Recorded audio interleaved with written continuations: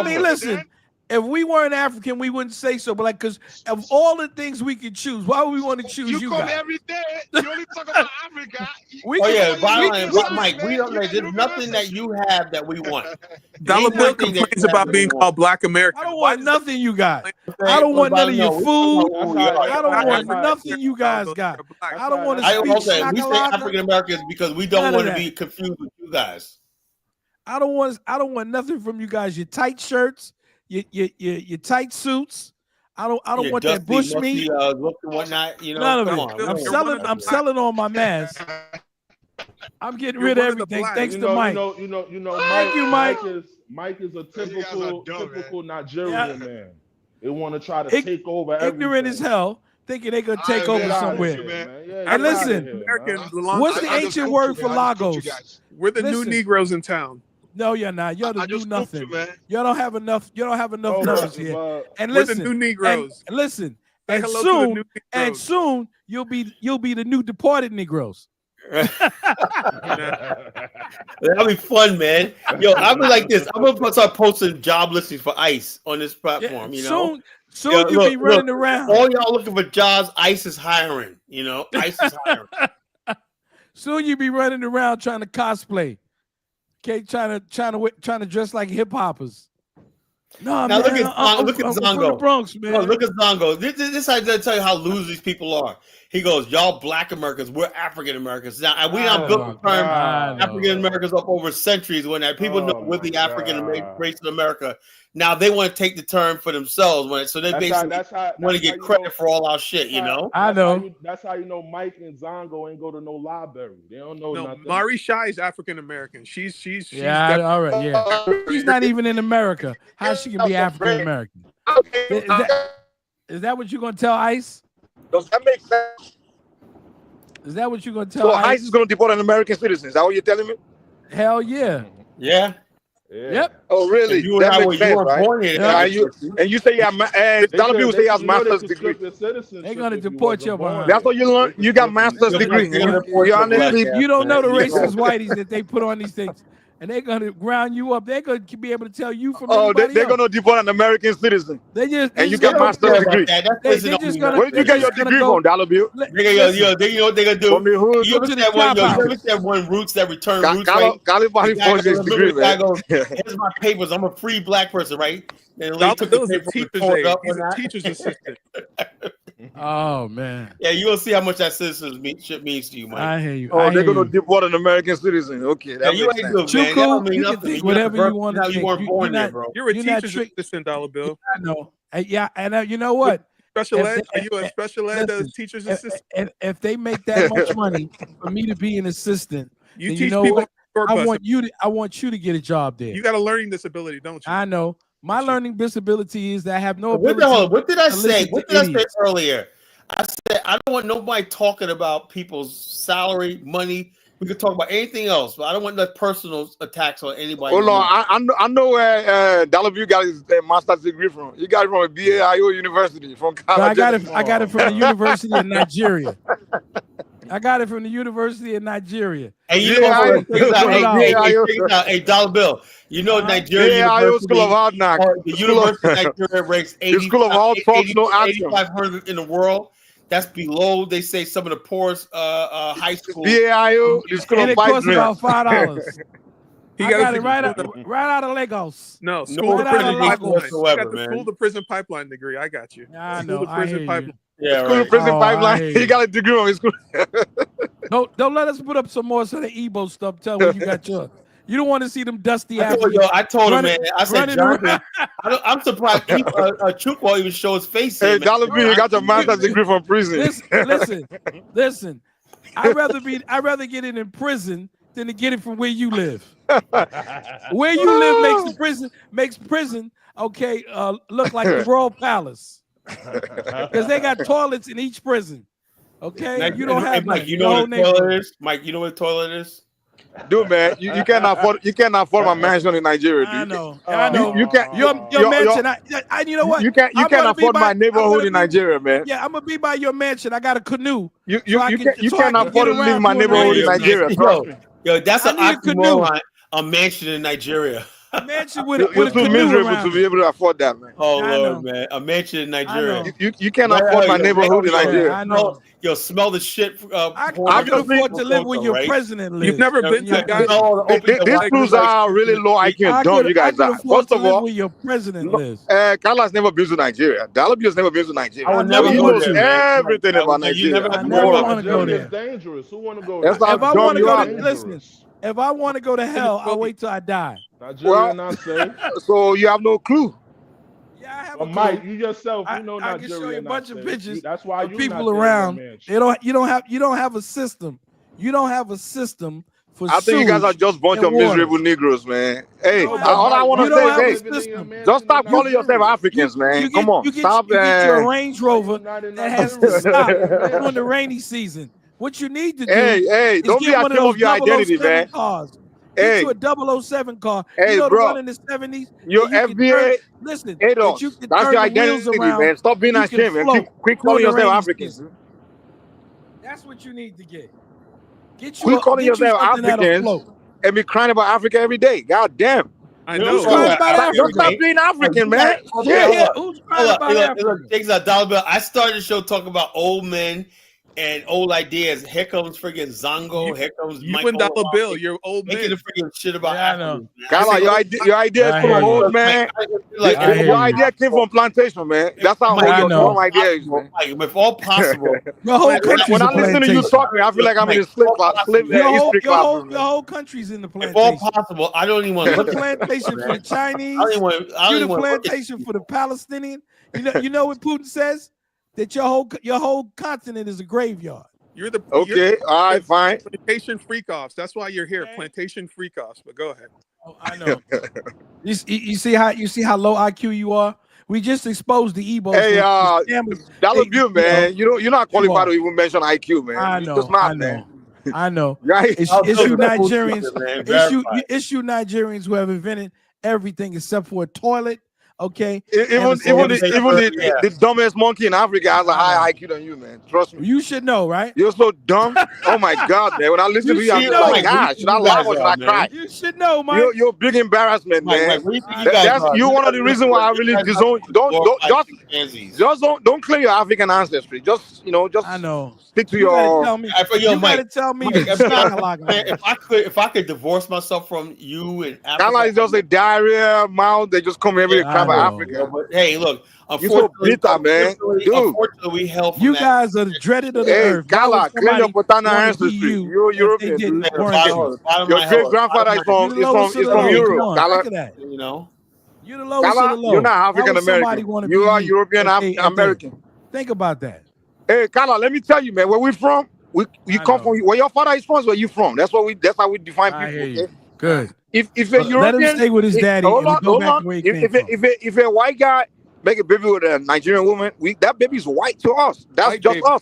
We don't do one drop rule. You get what I'm saying? Now, if a Nigerian man make a baby with a white woman or anybody, then the baby is Nigerian. So yeah, light-skinned Nigerian. Your paternal DNA, your paternal DNA is Europe. So stop calling yourself. You guys are retarded. African. You guys are retarded. These people are retarded. Let me tell you, man. I know Black American. Kala, I know Black American that their paternal lineage is African. I know them when I get around them. Those are the alpha males, man. Those guys are so confident. They're not so bitter. But you guys, your paternal DNA is European. You guys are the one that always bitter, always angry. You're mad because we're not angry. You're the one that's upset. You got the European man spirit. You got the white man spirit. That's why you always. A typical white man spirit is what you got. Your skin is black, but your spirit is white. Yeah, I know. That's why you always beat about Africa. When you guys talk about Africa, you just sound like a KKK talker. Mike, we don't talk about a real Black American that has an African that's paternally African. If I could do a whole those guys don't talk like you guys. I had a really people good like trying to be African American, man. Black American like Umar Johnson or Dynasty Man. Those are the ones that their paternal lineage go to Africa.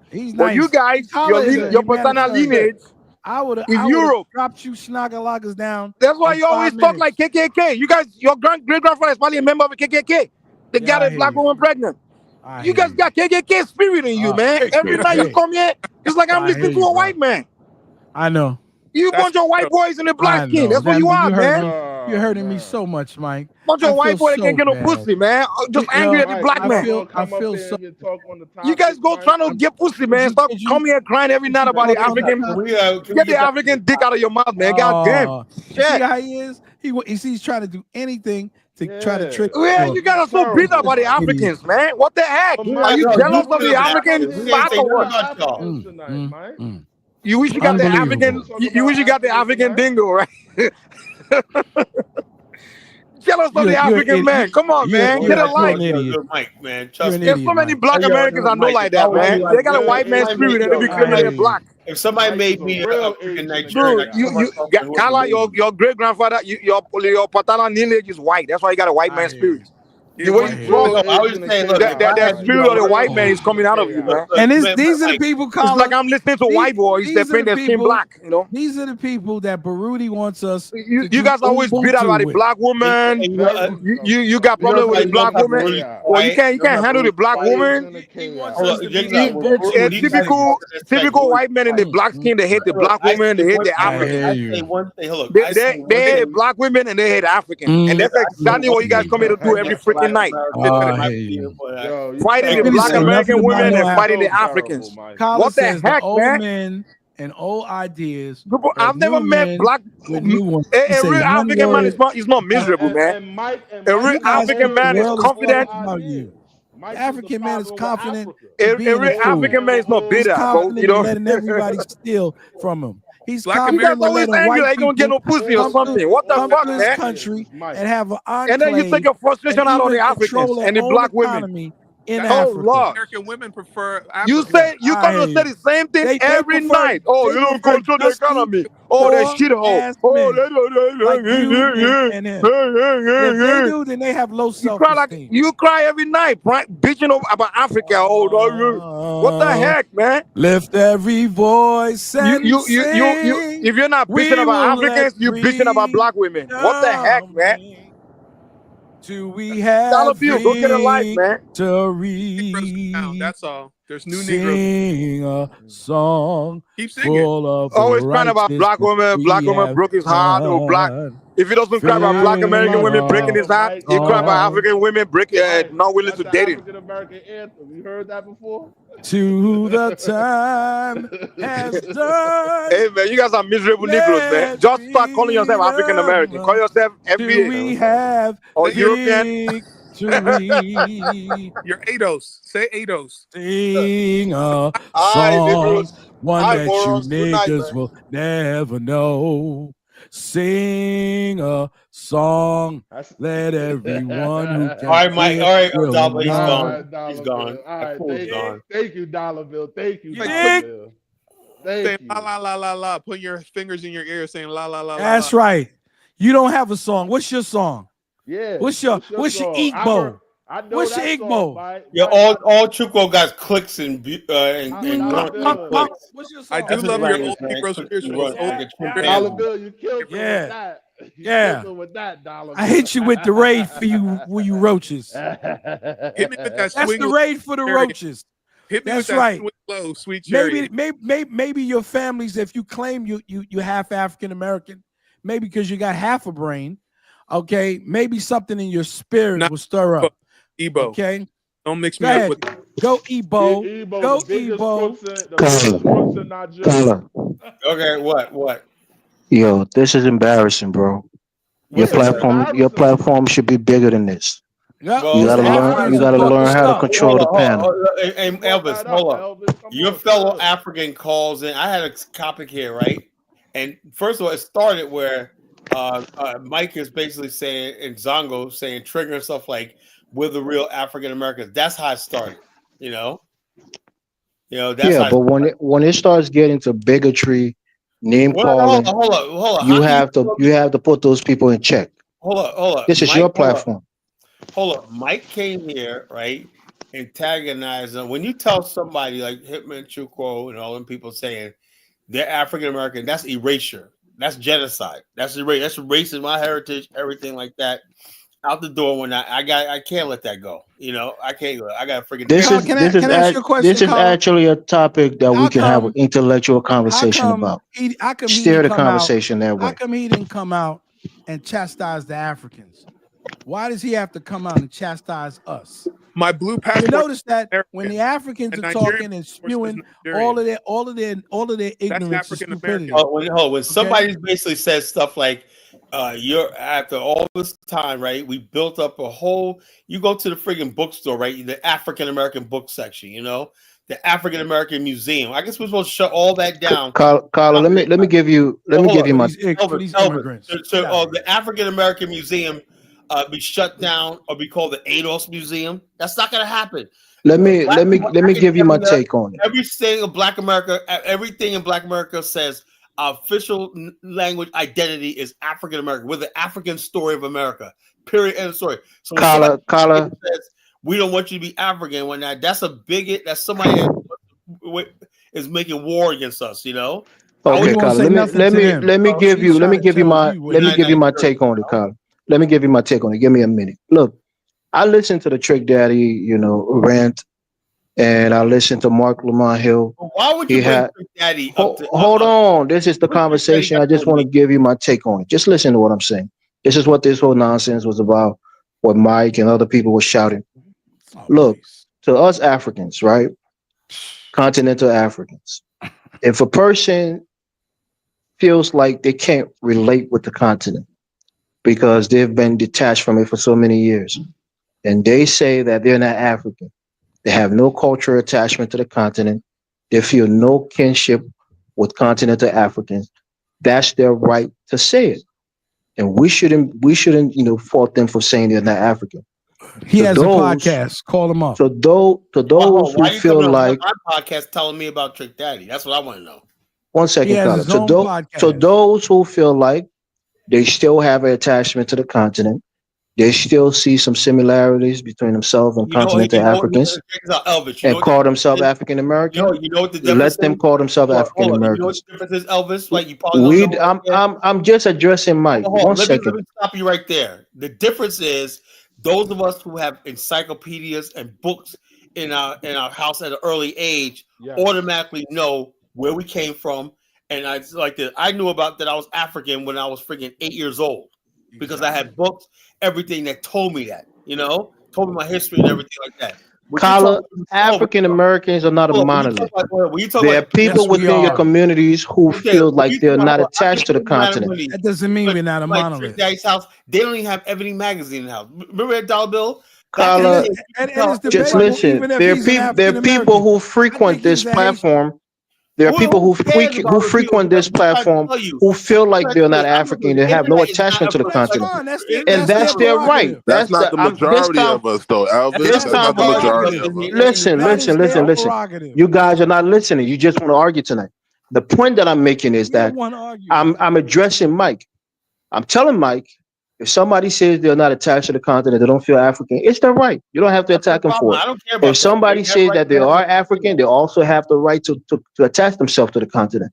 So this is not something we should be fighting about. That's the point that I'm making. Now, so Carla, as an intellectual, you need to steer the conversation that way. Plus, still pushing a lifestyle. Can we take this guy seriously about anything? Come on.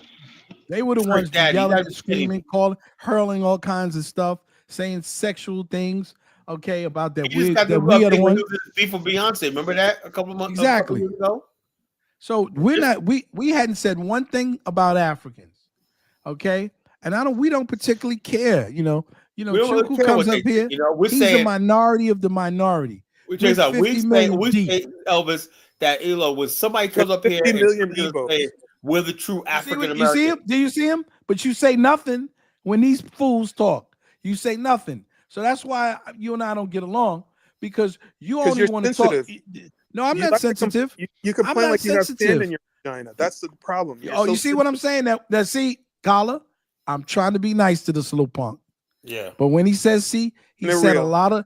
I'm really trying to be nice. I haven't cursed him out. And right? Chuko, let's try to have civil conversations on the platform. Don't haven't always cursed look him for out. fights. He's saying all It kinds of stuff. derails the Calls me an conversation assistant. into debauchery. He's doing all Let's of have this good stuff, conversations, bro. but Be respectful. he knows damn well, okay, that he can't touch me. You can't touch me, okay? So you want to hurl assaults at me, but it's not bothering me, son. It doesn't bother me one bit. For you to be able to insult me, I would first have to value your opinion. That's not the case. Well, you know what? Go ahead. I'm not going to insult you because you're not a person. You're nothing. You are nothing. You are absolutely nothing. This is why you troll all the time being hurt by African Americans. If you were a young brother who was really about something, you would be spending your time doing something. But you're not.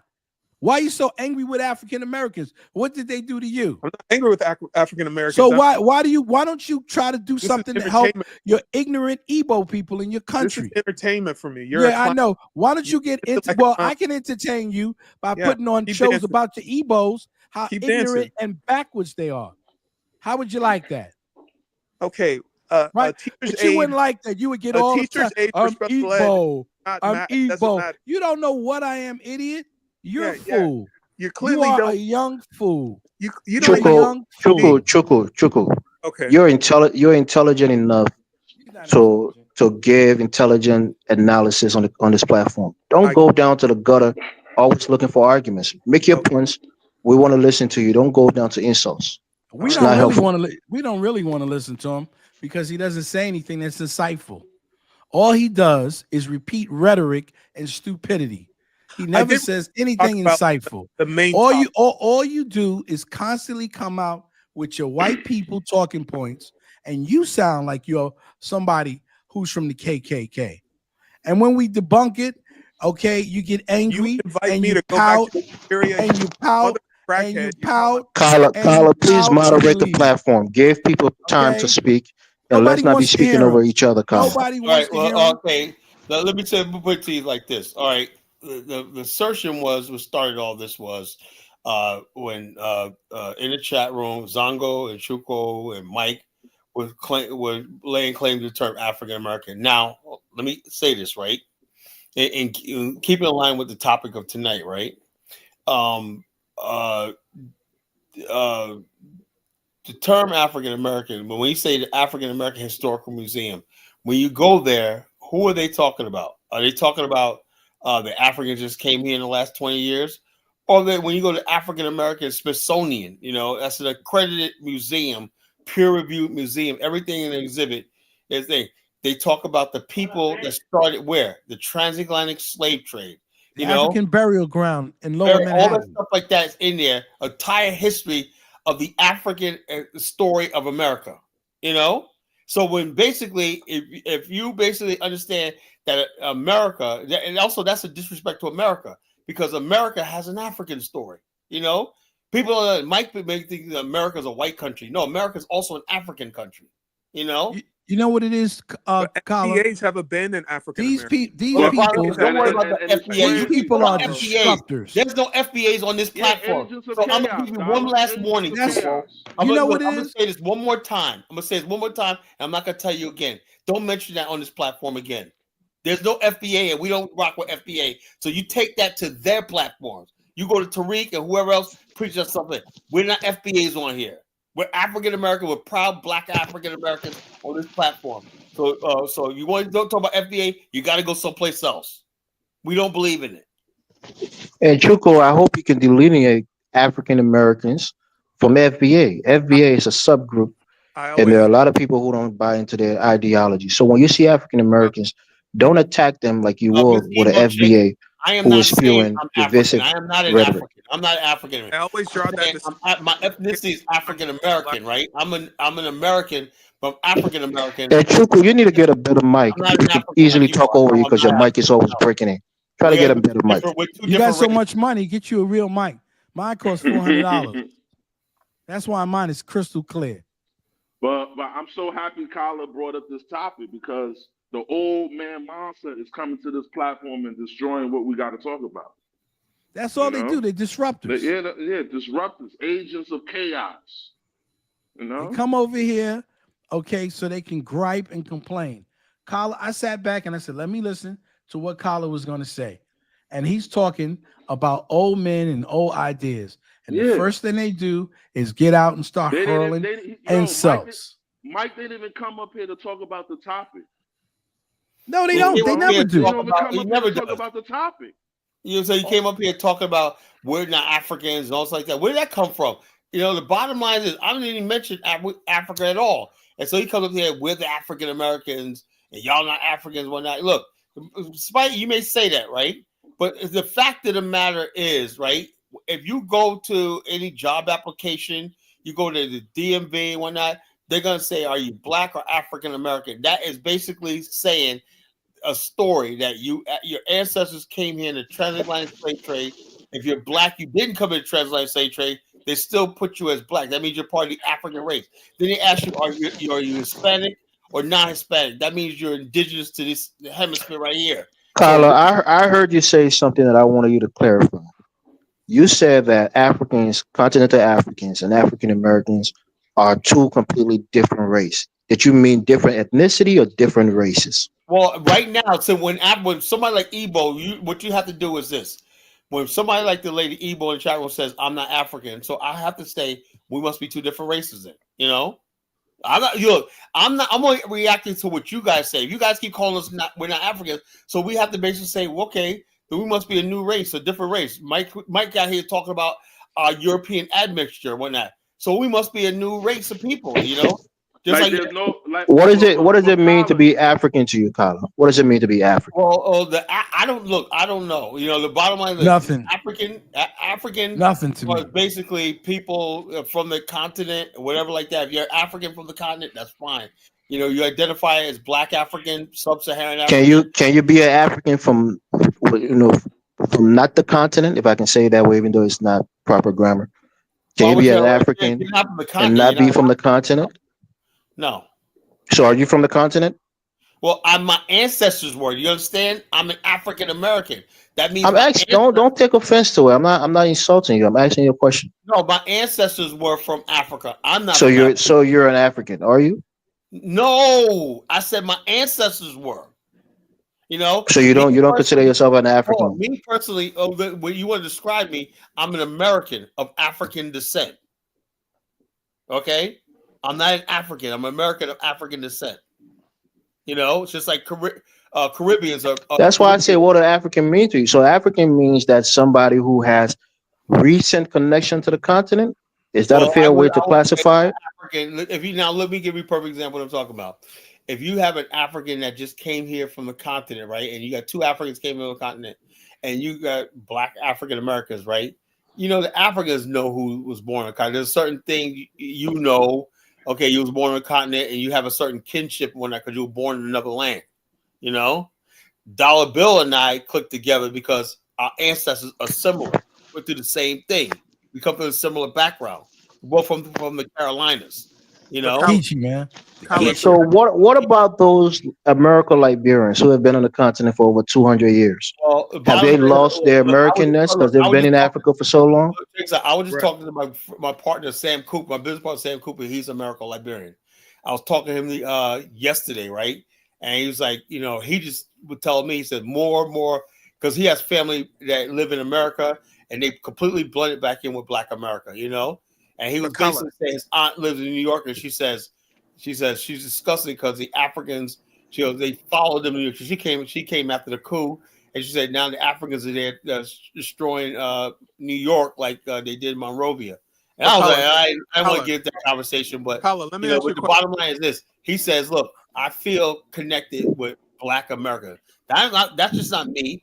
That's the American Liberian. That's what they tell me."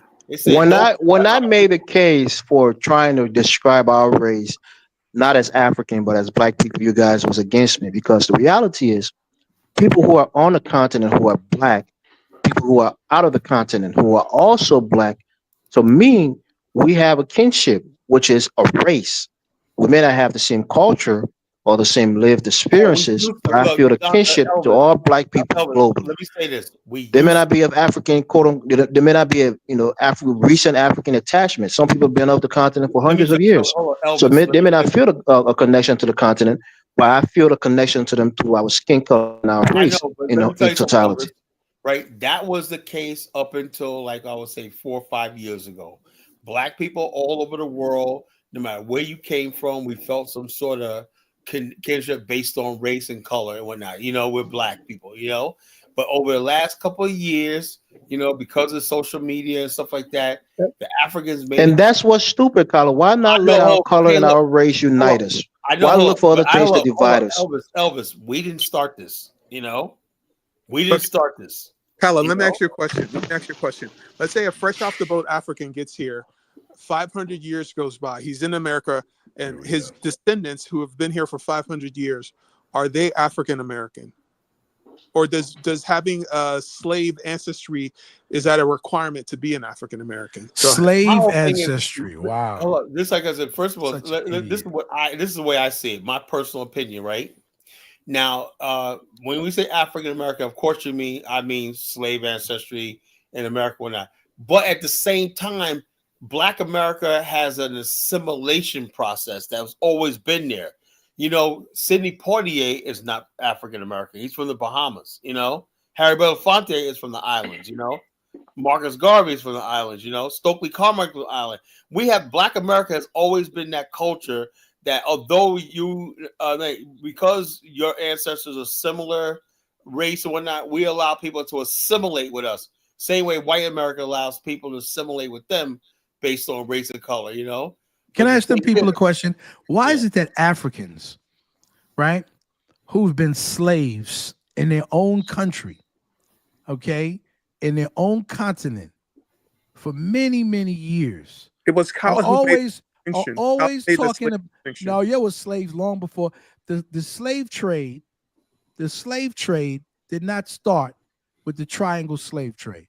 Right, but college have to have slave. Your people have your people have slave. I know. Yes, I know you know, but you don't acknowledge it. So what you do is what you're trying to do. What you're trying to paint a picture, right? Slavery to the Arabs didn't stop in the 1800s. It stopped in the 1970s, and then you were colonialized and enslaved in your own countries. But the experience of colonization is different than the experience of enslavement. No, you were enslaved. You were enslaved in your own country. But first you were a victim of the Arabs. You assimilated to the European. First you were I did not assimilate to anything. See, you don't see what you should have done, right? Because you think yourself, you're too busy trying to tell me who I am or who you think I am. When I told you who I was, you trying to tell me who I was a Gullah Geechee person. What you should have done is done some research. I just wanted if you would have done some research, you would clearly know that we are the least of the people of African Americans who've assimilated, okay, into the culture of Europeans. See, you would have known that, right? Because you claim I'm an assistant and you got all these stupid things in your mind and you think you're going to hurt me. You're not hurting me, man. You're ridiculous, okay? So I'm trying to tell you, if you knew, then you would know better. You would know about the culture. You would know about the language, the art, the pottery, the foods, basket weaving, all that stuff like that. The stuff that we do that are Gullah Geechee. Okay. Listen, Gullah Geechee, they have strong African ties. I'm not denying that. I'm not denying they have African culture. We're not tied. Okay. So if I told you that's where I came from, instead of you trying to spew this other nonsense that you're trying to spew, then you would approach me from that angle. I'm not aware of any Gullah Geechee villages in Africa. That's all that's the only point. Oh, you're wrong. You're wrong. Chuko, do a little research on the Gullah Geechee. They have strong ties to the continent. In my country, we have two ethnic groups that are very, closely linked with the Gullah Geechee. We have an ethnic group called the Gola. We have another ethnic group called the Kissis. They're known as rice harvesters. You know, they're really good at planting rice in the highlands in Liberia, and that name may have derived from those two ethnic groups. So I again, don't they're doubt. mixed with other ethnic groups from all over the continent. But one of the main things the Gullah Geechees are known for are rice, cultivation, and it's the same thing in Liberia. And we have two ethnic groups that sounds very similar to that name. So there are ties That's a there. fact. That's a fact. I'm only pointing out that nobody in Africa calls himself Gullah Geechee. That's it. That's the only point I was trying to make there. God damn. Did the man just Stupidity. explain that to you? I mean, is The your head that thick? stupidity, bro. Is your head that thick that he would tell you that people put certain things together based on what they could remember, right? I mean, you should know that. You should think. Use your mind to think, young man. That's all I'm trying to explain to you. Instead of you being such a angry little boy. I'm not angry. I'm just saying Stop being a little angry little boy. You try to come here. You try to come here like every night or every night that we're on, and you know, I don't know. You say this is your entertainment. That means you have a really deprived mind. Yeah. Right. That means that show you're just not a smart guy. And if you waste your time based on nonsense, then you know, and you say you're a father and you're a husband. That's what you do with your time. You come on the show and play a bigot. I raised my children. My children are grown. My children are grown, and one is a PhD candidate, right? Of course. No, yes. see, so you can say whatever you want because I don't have to prove anything to you, right? You're no one. I don't even know you. First of all, other than I've never even seen your face. You come over here with this little antiquated, a little costume thing you put on, and you talk about the Igbo this as if I supposed to go ahead and oh, you're an Igbo. Like that really means something to me. It doesn't. Because if you're an example of an Igbo, then you're a poor example. Okay, we're getting off the topic. Okay, I originally wanted to talk about these old ideas from old men. And Alan made an interesting point about, you know, the civil rights strategy should be more focused on economics than politics because electing Brandon Johnson is not going to help you. Electing Obama is not going to help you. We should focus more on economics.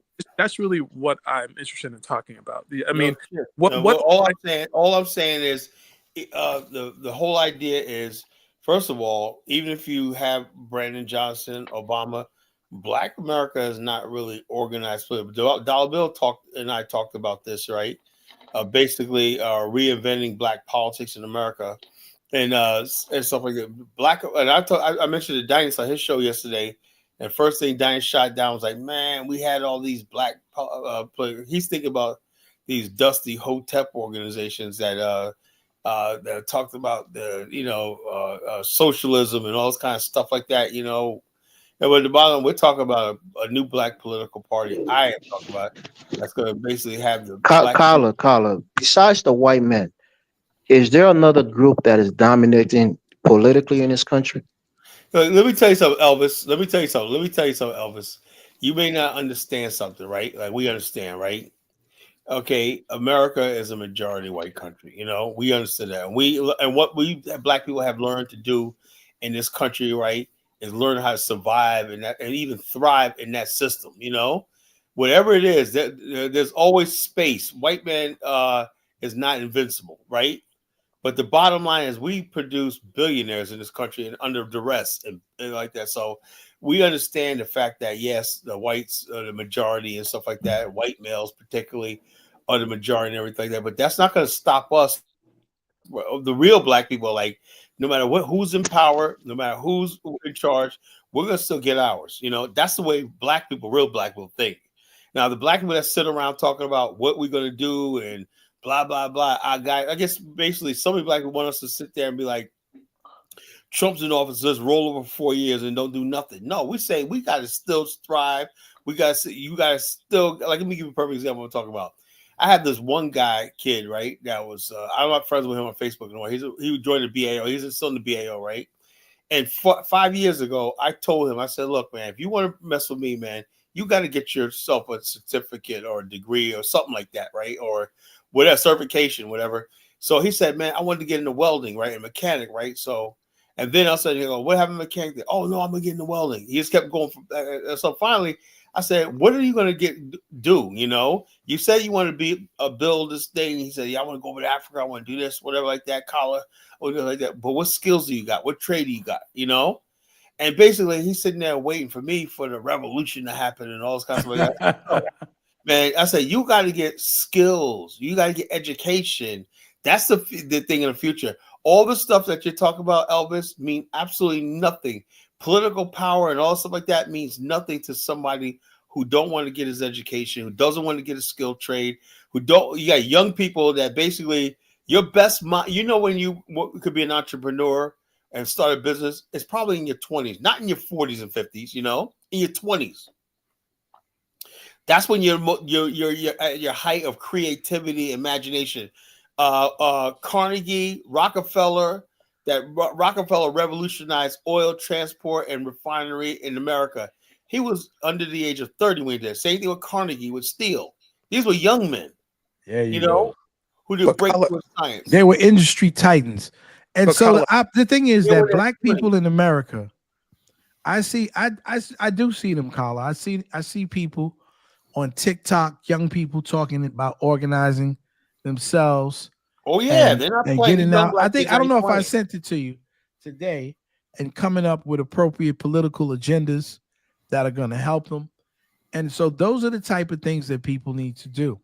But also, everyone has a role that they can play, right? But Kala, quick question. You mentioned earlier that this black political party is just for African Americans, not Caribbeans or Africans. The reason why I say that is this, because we tried that before, right? When the Pan-Africans and all that.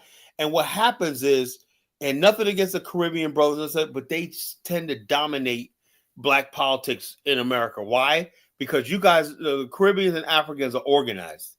You guys have your agenda, which is always tied to your homeland and something that's going on and stuff like that. So you have something to talk about when you get together. You have an agenda. You have a thing. We don't really have anything, that we don't have a homeland. We don't have none of this stuff like that. We don't have no geopolitics, whatever like that. So, right, but by excluding us from this black political, I'm not saying excluding. I'm saying prioritizing African Americans. But can I ask you a question?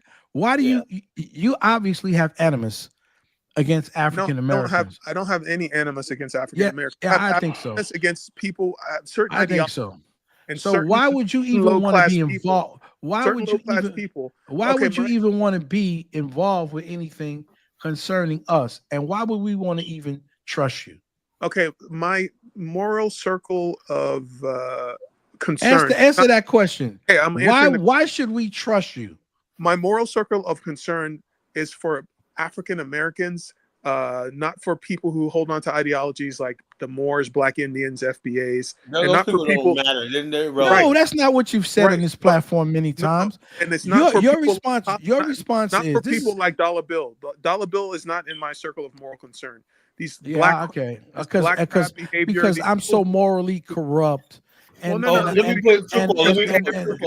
say this, Truco. Somebody who hates Africans, they're not. Hold on. Truco, if you spent time, like, I don't know what city you live in, right here, city you live in, whatever like that, but I live around nothing but like upper class, middle class, working class, and all types of beautiful African Americans, civilized, and this got everything going. Got families, got everything, sending their kids off to college and everything.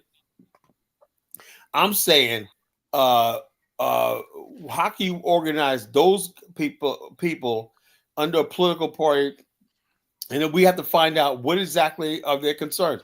Now, when you listen to black, I can just gauge from social media, right? A lot of black people are concerned about, and many cities are concerned about crime.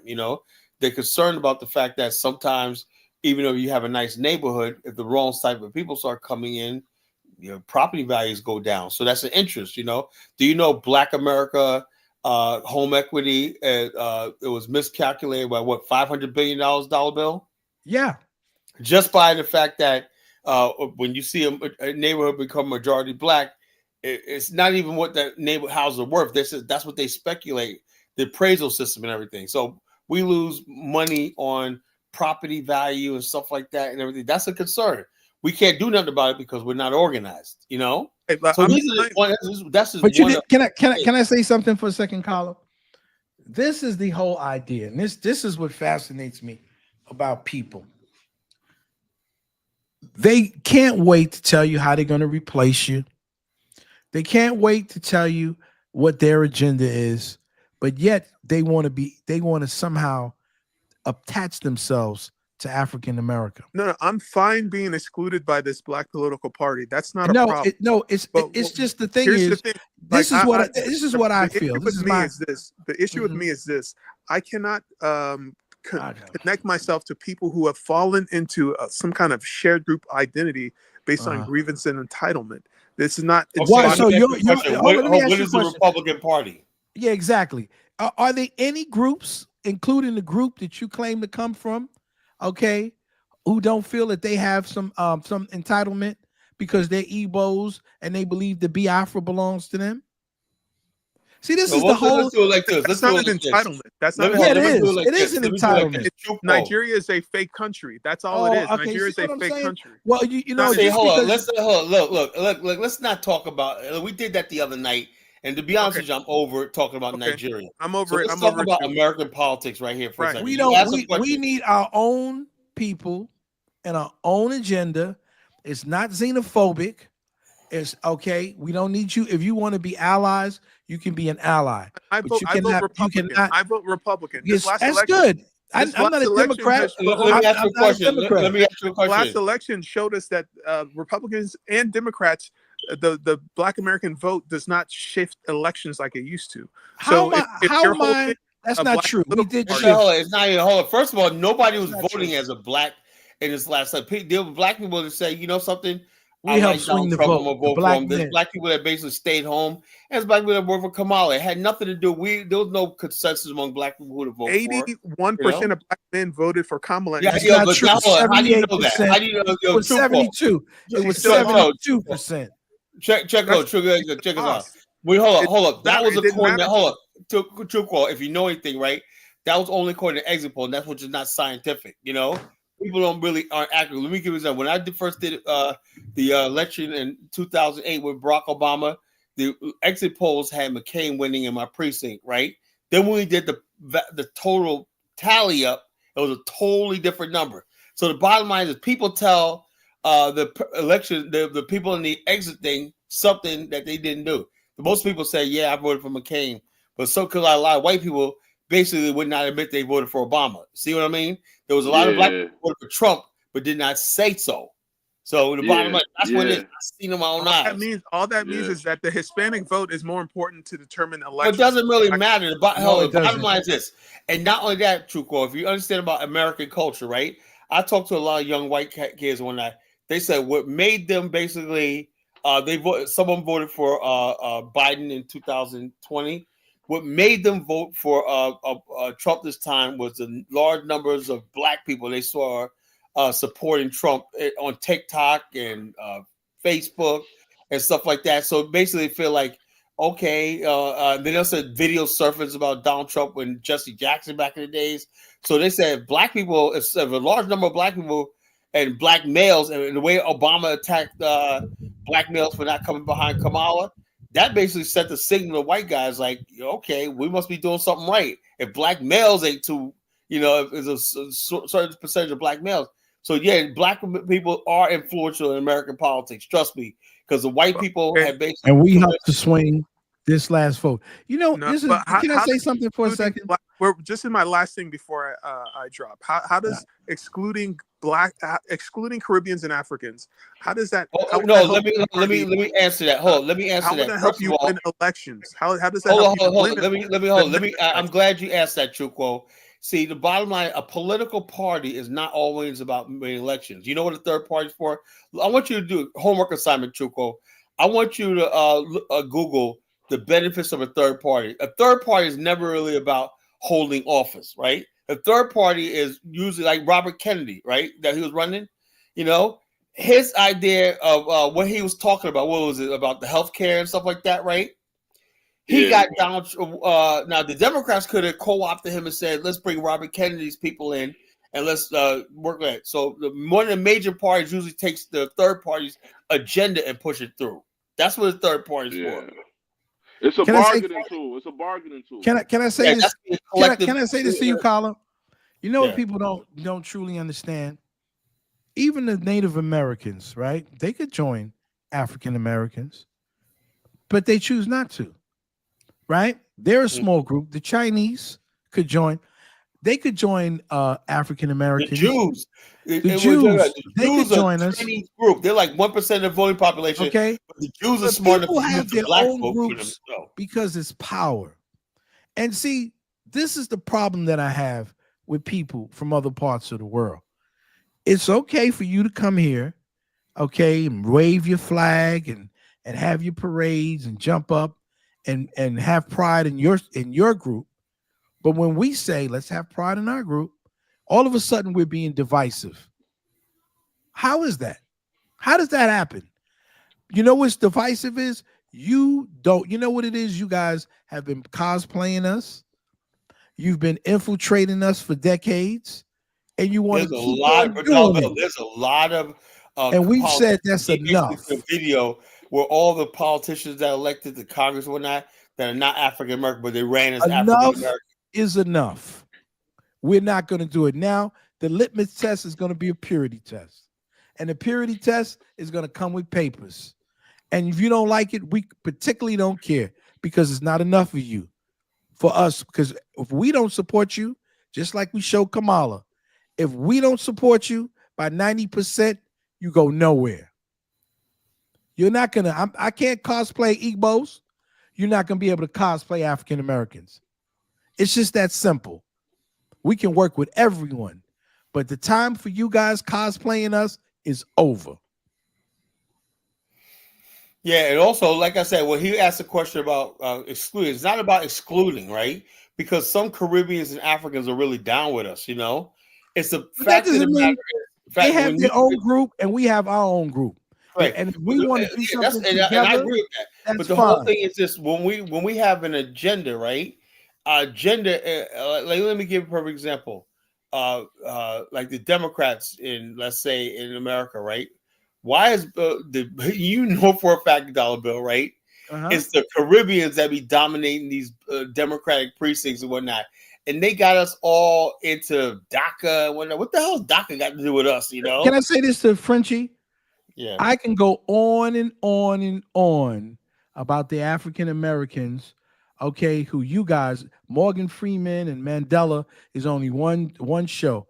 I can go on from Snowfall, okay, to all of these sitcoms and everything that Africans are playing. I have no problem with that because that's entertainment. That's not what I was talking about. Entertainment is not what I'm talking about. Entertainment is not you speaking for me because you want to say we're black, but as soon as you get back to your group, well, you know, I'm not really black. You know, I sound like I'm black and so on and so forth, but my real name is, did you get that collar that I sent you where all the people had American names? Okay, yeah. And they were all acting like African Americans, and then they had African names. We are not gonna allow people to cosplay us no more than you would want me to cosplay you. It's so that's it. It's over with. Igbo chick says, Kala, you got yourselves involved with DACA. That's because Obama shoved it down our throats and whatnot, you know? We were just going along with the flow. DACA, you are not us, and I am not you. So we can be brothers and sisters. We can respect each other, but I'm not you. And you're not going to continue to be playing like you're me. You want to play like me, you can play it in a movie. You can play it in a sitcom. I have no Idris Elba wants to be a guy from Baltimore. They got an African version of the Fresh Prince. The new Fresh Prince is do play Carlton. That's entertainment. Hey, look, it's entertainment. I have no problem with Africans playing our roles whatnot, you know. Play what you want to. But in real life, you're not going to be me. Actor is David Oyelowo. You know, that's my favorite actor. You know, like that's my Ichu favorite actor. Ejiofor. I love him. Both of those are my favorite actors, I man. think he's a great actor, and I enjoy him. I think he's better than Denzel Washington. I'm sorry. I don't know about that. Let's not. Yo, no, Denzel. Yo, look, I like Denzel, but his characters like Samuel Jackson. It's all the same.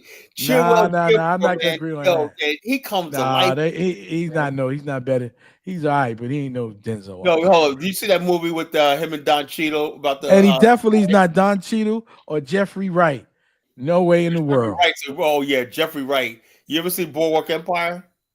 Of course I have. Oh my God! I saw the one that he just got the. I saw the one that he was playing someone from Martha's Vineyard, and he got the Academy Award for it. So I saw that, but I saw him also in Shaft, where he played the Dominican guy. So he's a fabulous actor. Oh yeah, yo, he came down there with he brought his whole crew down there. That shit. You know what it is? See, but this is the thing. Look at Zongo says it's an FBA mentality. Come first. Don't you come first in your country? Don't you? Don't see, that's the whole thing. You're like to prey on people who don't have no pride in themselves. Y'all love them. You love them Negroes that are just wanting peace, who just want to be you. It makes you feel good, doesn't it? So I don't hate anybody. I'm just who I am. I am who I am. My people are proud people. We've been here, for hundreds of years, and we've done a lot of great things. And I want to continue to teach the children about who we are, the African Americans. And if you're butthurt about that, oh well. My whole thing is, and like I said, I was talking to my brother Sam, right? I said, look, he said, how come? I said, he goes, there's a lot of stuff with pay. Right now, see, we're trying to build out of Atlanta and Monrovia, right? We got Cynthia Nash, right? And there's a real push to connect Black America because historically with Liberia and whatnot, stuff like that. So like my brother Sam was saying, man, he said, that's exactly what we need. He goes, you guys are people and stuff like that. So what I'm saying is this, not to exclude. They want to take us out of that though. You know what I noticed? I went and I connected, not to cut you off, Collar. I connected and started looking around Facebook. You see, the whole agenda for them is to try to connect other Africans.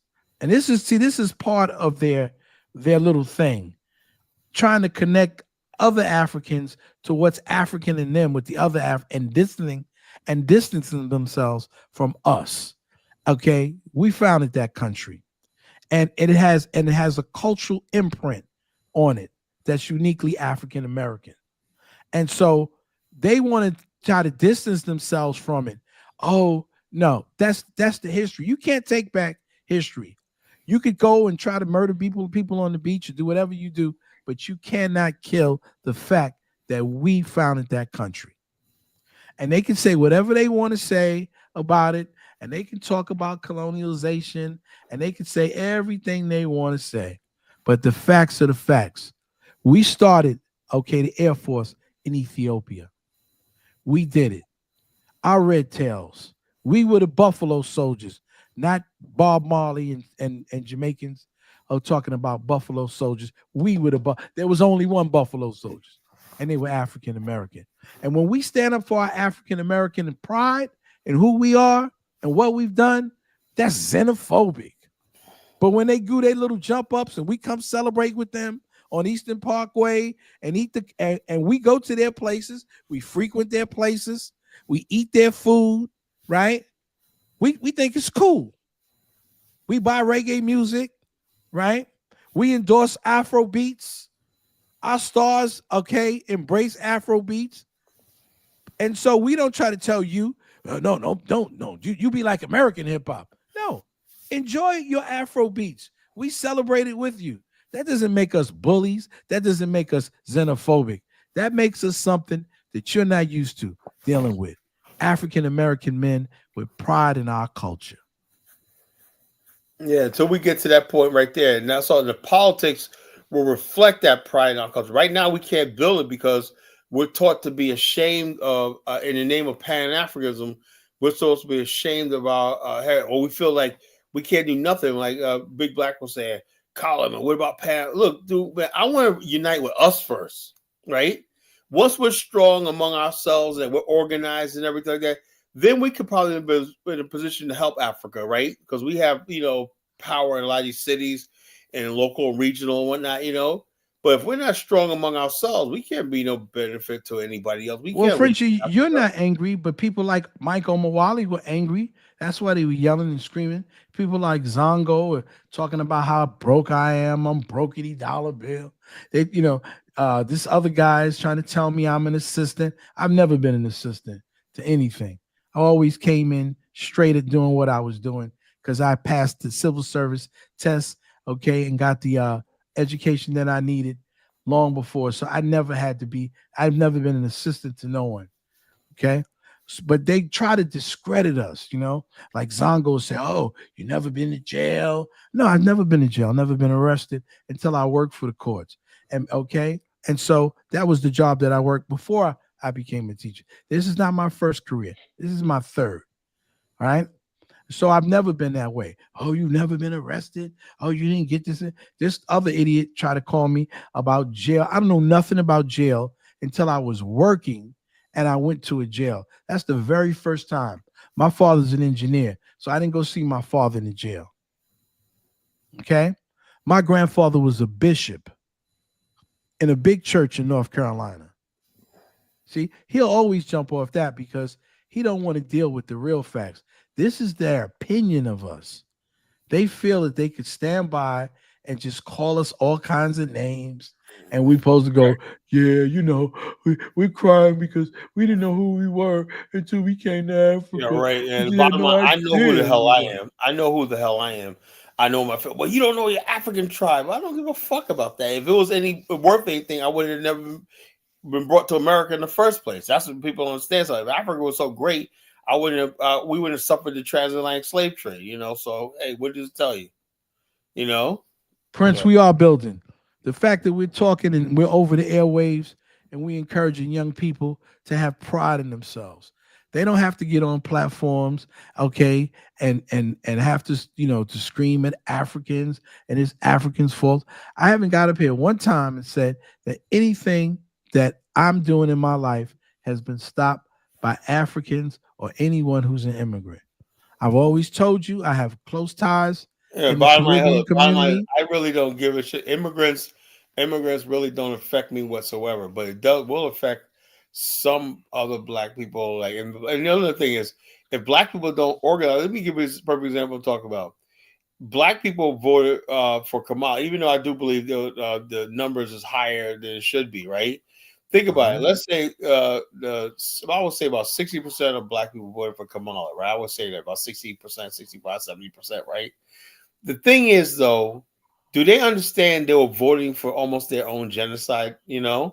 Kamala, imagine another 4 years of open borders and whatnot. Oh, man. Can you imagine what it must mean? Black people would literally be voting for their own replacement. And I'm trying to say to these black men, I'm like, what the? And you didn't, like I said, Dollar Bill. I don't know if he was on the other night or I told you. I could tell what type of black men grew up with nothing against brothers with single mothers, but I could tell that mentality, like Charlemagne the God, you could, and D.L. Hughley and friggin' Ricky Smiley and all these other people. You could tell what type of men that grew up not only with their mother, but with women that they pedestalize women. I really just said these type of men pedestalize women and think men can do no bad. Let me perfect example I'm talking about. Remember Biggie Small said, he goes, "I want if I get this, my daughter get this plan so she don't need no man." Now, what do you think about that statement? He's basically, why do you say I get my daughter to get this plan so she can have her own and not depend on a man? He says she don't need no man. So that's the whole thing about Biggie. He didn't grow up with his father; he grew up with his mother. So a lot of these guys grow up hating their male side of themselves. Oh yeah, and I've heard even Jay-Z talk about his father, how he's got this in him, and the different things that he's done, and so he didn't like his father either. Same thing with Will Smith. So it's sad, but let me just say this, and this is something to the sisters. I deal with young girls who are 15 to maybe 22 years old. Some are Mexican, and I've dealt with young girls that are Arabs and then such. And the most important thing for them at a young age, no matter what, is to get married and to have a man and a family. It's amazing that our people don't think like that. And then in the end, when these women are of a certain age and they don't have anything and anybody, they get angry with us and say that we're talking down to them, but you have not prioritized. I stepped to my own daughter about it, and I'm glad she's got a boyfriend now. I stepped to her about the same thing. I said, you're going to end up with all the education in the world, but you're not going to have nothing and no one for yourself. And it gets harder and harder as you get older. That the same thing you were saying, these women like Beyonce and Ciara, they're singing these songs to women. All these ladies independent, and you're married. You're married to guys that are multi-millionaires. But you're singing to the world and to black women how you should be independent and how you should be single, okay? Because you could do everything on your own. But that's not what you're doing. See, they're selling you the goods that are going to keep you by yourself. And even as you get older and you become more and more alone, you're going to see just how bad. And now poverty rates for black women in America, even women with degrees who have to pay back all of this student loan and these student debts because they have these master's degrees, right? There's homeless black women in the street who are educated because the poor woman who's a Mexican or Arab who doesn't have as much education as you, she's got a husband, they've got 2 incomes, and they have children, and they have a family that works together. They have a family that tells them to stay together and raise their children. And this is why people are outpacing us. Yep. And we don't see it. So when you come up here and you say something to them, oh, you're misogynistic. Okay, you really believe in your heart of hearts that you're going to go to another country around the world, okay, and they want to date us. Yeah, they want to date you because you're in another country and you represent money to them. Just like a friend of mine, she's 70 years old. We talked one day and she was telling me how she met this African dude. He sings to me every night. He does this and that. I said, yeah, I sing to you every night too, because he knows you got those 2 pensions and your husband left you all that money. You don't understand what it's all about. You have no clue. So what happens is people like Chukwu want us to be permanent victims. That's what they want us to do. That's what, and he always said, like I said, Chukwu, I do deal with black people every day. There's black people doing well, black people doing okay. There's black people struggling, but that's anybody. Same thing with white people, But he just paints in his mind that every black person is sitting there waiting for Chukwu to solve their problem with it, and it's not the case, And so let's say Chukwu, you're right. Everything's right. What should black people do? Just we should go massively commit suicide, just to make you happy, we're not. He wants all the women to run down to Africa and hook up with an African guy. That's what he wants. That's his solution. Okay. Yeah, so that's the solution. Like I said, I tell all the time, these people, like I said, the problem you just stated, brother, is the reason why we have to have some healing between black men, African American men, and women. That's something completely unique because I do, like I told you, said on the show the other night. I said, look, when you see an African family, you can always tell an African family, right? Not it's just by their phenotype, whatever, like that. But the women are sitting there listening to the man real deep, The kids are well behaved and everything. And the man looks like he's in complete control, like the authority. You know what I'm saying? The father, father. I'd be like, amazed when I see African families out, you know. And so what I'm saying is the African American people, right? We have women out here just basically, and people gonna call me a sexist when I say this, right? Because let me tell you something. How do we sat back and listened to people like Oprah Winfrey and Beyonce and all those tell women to be independent and all stuff like this for generation, and you see the lasting effects of this, right? Yeah. And then but it's not just in America. It's a Western world type of thing. Right. Women in Iceland are doing it. Women all over this. The feminist movement is sweeping across, okay, the westernized world, right? And so you have all of these women who are going through the same thing, and this is why you see a lot of white men actually going to Asia to get Asian women. So now you see a bunch of that's true. That's true. Now let me ask you a question, Dollar Bill. Since Sure. you know that and I know that, right? And then you got women out there who are in denial about the reality of the passport, bro. That's just not black guys, it's white guys, everything like that. Exactly. How does America survive when, like I said, even my wife, she's overseas, right? Right. How does when people say, like Elvis says, we got to start building a black family? You got a lot of black women who basically have bought into the idea. I hope after this election, really, I think a lot of black women just woke back up with that Black Girl Magic.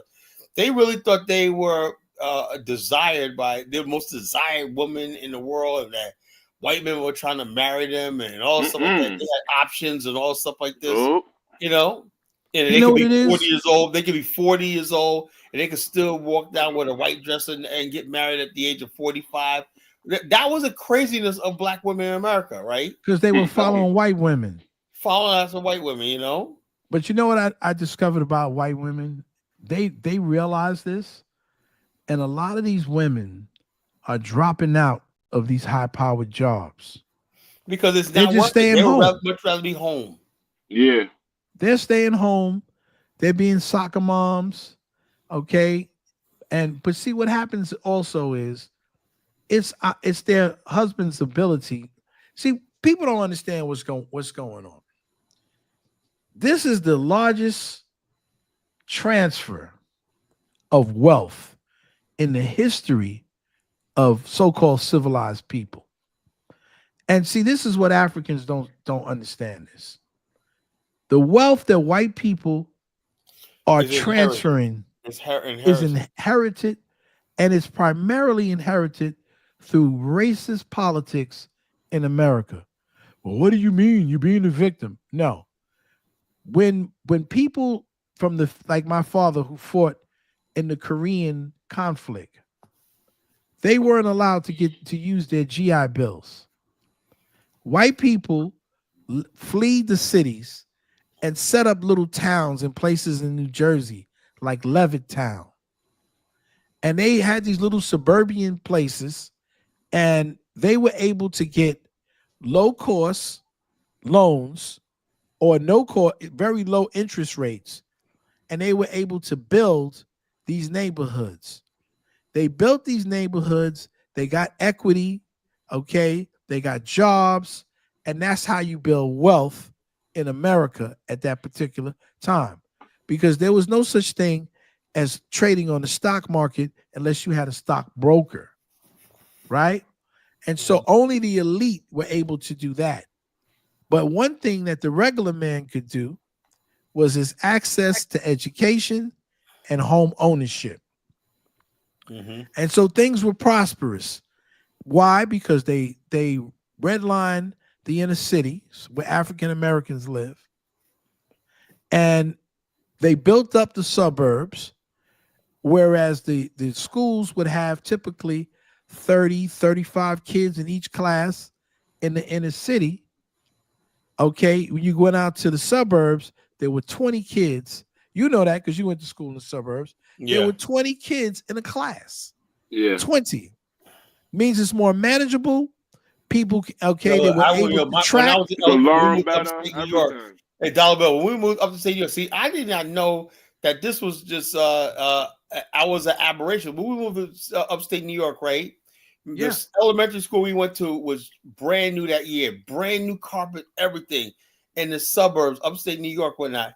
I just thought everybody kid in America was like that. I didn't know kids in the city didn't have pools. We had a driver's ed program. We had 3 swimming pools, and they said because you live in an area where there's a bigger tax base. I did not know. The disparity is real, enormous. man. I did not know that. But let me just say this though. Let me just say this. I was in when I went to school in the 70s, I went to school with a lot of white kids. My particular high school, I went to a high school in the Bronx, had 7 floors. I didn't live on that side, so I had to take a specialty test just to get in that school. And a lot of white kids were there. And a lot of my friends went on to Harvard and different places from that particular school. But I'm just saying that school, and compared to another school 2 or 3 miles away, was the difference between night and day. Yep. Right? So we have to look at these disparities. I know I shouldn't say this.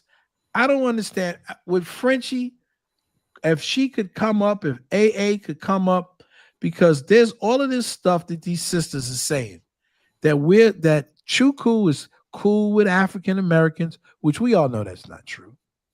Okay. And that I'm bullying Chuko. I don't know how I'm bullying him because I'm standing up. You didn't hear him say all the nasty things. I didn't say one nasty thing tonight. Did I, Carla? I didn't curse him out, did I? No. Nah, you was good. You was good. I was good, right? I didn't curse you was anybody good. out, right? Usually I'll curse people out. Well, Chuko's so maniacal in his thing. Like if you tell him something, right, and we're trying to say, like he kept saying, see the ADOS FBA, and I told him, I said, don't mention ADOS FBA on this platform. This is an African American platform. Is it Frenchie that because you see him as a fellow African, that I'm bullying him because you think I'm saying something because he does no bad in your eyes. So, and everything that I'm saying and the way I'm talking to him, but you don't hear the insidious things that he says to me and he says about my people. Yeah, when my whole thing is, and I love Frenchie, but the whole thing when someone says, and I would love for Africans to basically take up this cause, not us, because we can't keep fighting the burden. When's somebody gonna take up our fight? When someone gets up here and says, we're the real African Americans, you're a recent migrant to America, right? You just got here. I want somebody, Mystic Time says, that I'm bullying black women as usual. What black woman am I bullying? And what did I do? Who am I bullying? If Chuku's not a black woman, if you claim I'm bullying him, what did I say that bullied black women? What did I say? That I said that I told my own daughter that you need to think about having a husband. You not just your that's what triggered her career. when you said when you talked about the Arab women at 15 they were looking for husbands. I'm sorry. That's the way it is. That's the way it is. Mm-hmm. I was listen. Look, by the time if you're a young man, right? I don't want to hear this nonsense about like Mystic Dime talk about men don't want to get married. Her and that MP talk about this stuff. Look, the bottom line is when you're 21 years old, right? I know it's about white women. I had a lot of white female friends and Asian female friends. When they're 21, that's it at their peak of. There's this store in Virginia called Forever 21. Yeah, that's they got here too. Huh? You got here? They go. Remember the expression "free white in 21"? Remember that? Yeah. That's the age right there where you just become. You got to make a woman. Got to make all the decisions, and boom, boom, boom. She's got to pick the right man and everything. That means she at that age right there, she got men that basically are accomplished, millionaires, whatever like that. She could do whatever she want to do, and everything like that because she is a woman. She's serious. She knows she got the clock is ticking. She's 21, right? Yeah. And she got like 5 years, right? Mm-hmm. 30 is late. 30 after 30 is all downhill from there, right? To get the top men, right? And that's how the species survived. The top men for her to live that beautiful life and everything like that. 21 is the age, Can I say something? Good. And I hate to do this, but I have to address it. So, Frenchie, you say I picked on Chuku. Chuku started the story by saying that I'm some type of assistant, that I'm not a real teacher. Michael Mawali said some real nasty things about me tonight. And I never hear you address any of those things.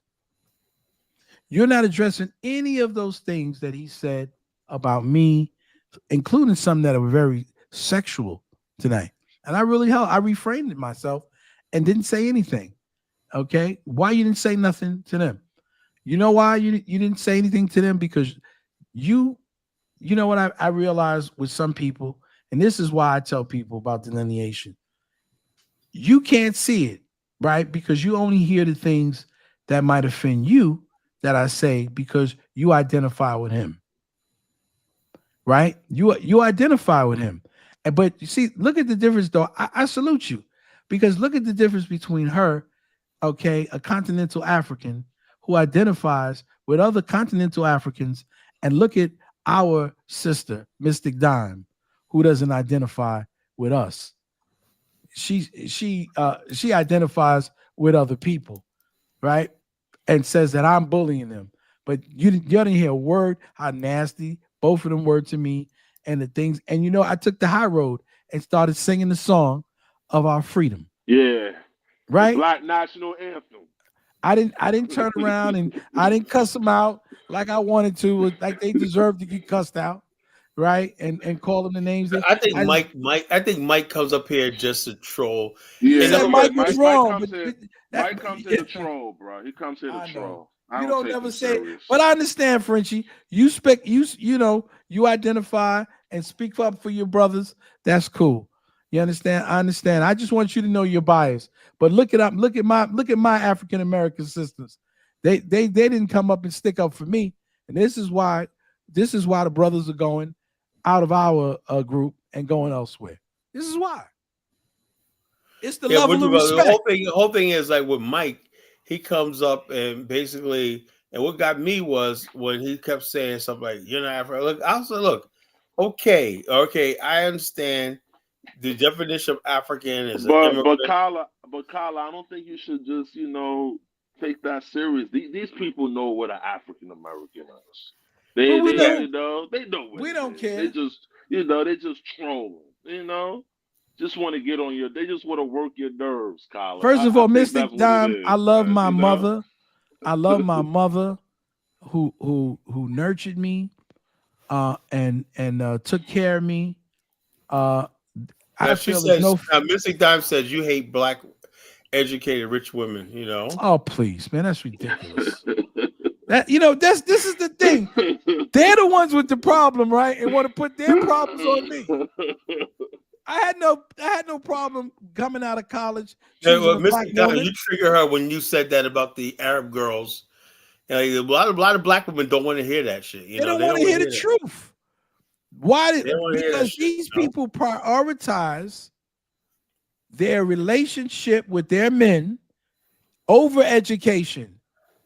And then when they are educated, they're only getting educated, like I said, the Arab girls, so they can please their fathers, okay, and get a bigger dowry, okay, for their family. Those are the facts. We don't want to look at the facts. And this is the problem that we have. I'm talking about a problem. It's like when people look, one of the main problems that anybody criticize Black America is, like I said, everything stems to our relationship, black male and black female. How they divided us and everything like that. Can we be fixed? I have no idea. Because the bottom line is, it just seems our sisters are doing their own thing. The black girl magic, they're off doing their own thing. Brothers are MGTOW that make men going their own way. They passport bros, and we got all this stuff like going on. And the bottom line, if we don't fix that problem, man, And this election showed me that the black community in America is very divided. We're very divided, because of the things that I'm talking about. Yeah, we don't want to face the facts. How did our women? My mother didn't have a problem getting a husband. Right, not in mine. Did your mother have a problem getting a husband? Nope. My mother was married at 19. My mom. Okay. My mom and father were married for 50 years. 50. Why is it now that the women are having a problem finding their own man? Yeah. Why? Carla, you think you're the same? You think you're the same caliber of men as your father? You think you're the same caliber? Well, it's like this. Hold on. Let me say this, Elvis. Right. The only thing changed is the expectations in society. Right. Yeah, we are the same caliber of men. You know, Without a doubt. My father worked and everything. But you gotta understand something. Back then, Black America was very religious. You know, we were very. Look, the bottom line is. Let me tell you something, Elvis. Let me tell you something. The stuff that I see coming out of Black people's mouths and what we watch on TV, like that was never allowed. Even when we talk about urban radio back in the days. Do you know we used to have WBLS radio and also like this? Do you know what it took to for when Sugar Hill Records for when they played a record, they knew it was going to go out to the masses and everything like that. They made sure that everything was pure and sanitized. That was Carla, have you asked Mixed Don if a man ever proposed marriage to her? You think she haven't had a boyfriend or had a serious relationship that just probably never materialized into marriage? So when people start making insidious comments about women and they don't know those women personally, they don't know if some men led them on for years and never proposed marriage. They don't know that some of these guys out here don't want to get married. They just want to play the field. The quality of men that we have today may not be the same quality that we had 30 years ago. So the difference is it's not just with the women; it's also with the men. Some men don't want to. They don't want to, commit their lives in their 20s. They don't want to commit their lives in their 30s. Men don't get married at the clip that they used to get married at 20 or 30 years ago. That's a fact. Talk about that too. And all these people have been telling you, but that's a lie. You know, most men, even young guys in their 20s, want that friggin' to settle down with that wifey, but they realize, unlike the men back in the days where you can get a blue collar job, right? And a woman will marry you. Remember the movie The Bronx Tale, Dollar Bill? Oh yeah, I remember. Remember the one part where Robert De Niro was sitting there saying, "Are you sad you got stuck with a bus driver?" And she tells him it was a uniform I fell in love with. That was common. My Uncle Coochie came up from the South, right? And he was in love with my Aunt Shirley, right? There, he was in love with her. My show was like a red bone. He was in love with her when he married her. And he got that job with the city of New York with a bus. That's all he wanted was that job. And she said, look, you're going to go out there and work hard and we're going to have, they had 6 kids. But the bottom line is a woman back in those days did that, right? Now, the women are like this.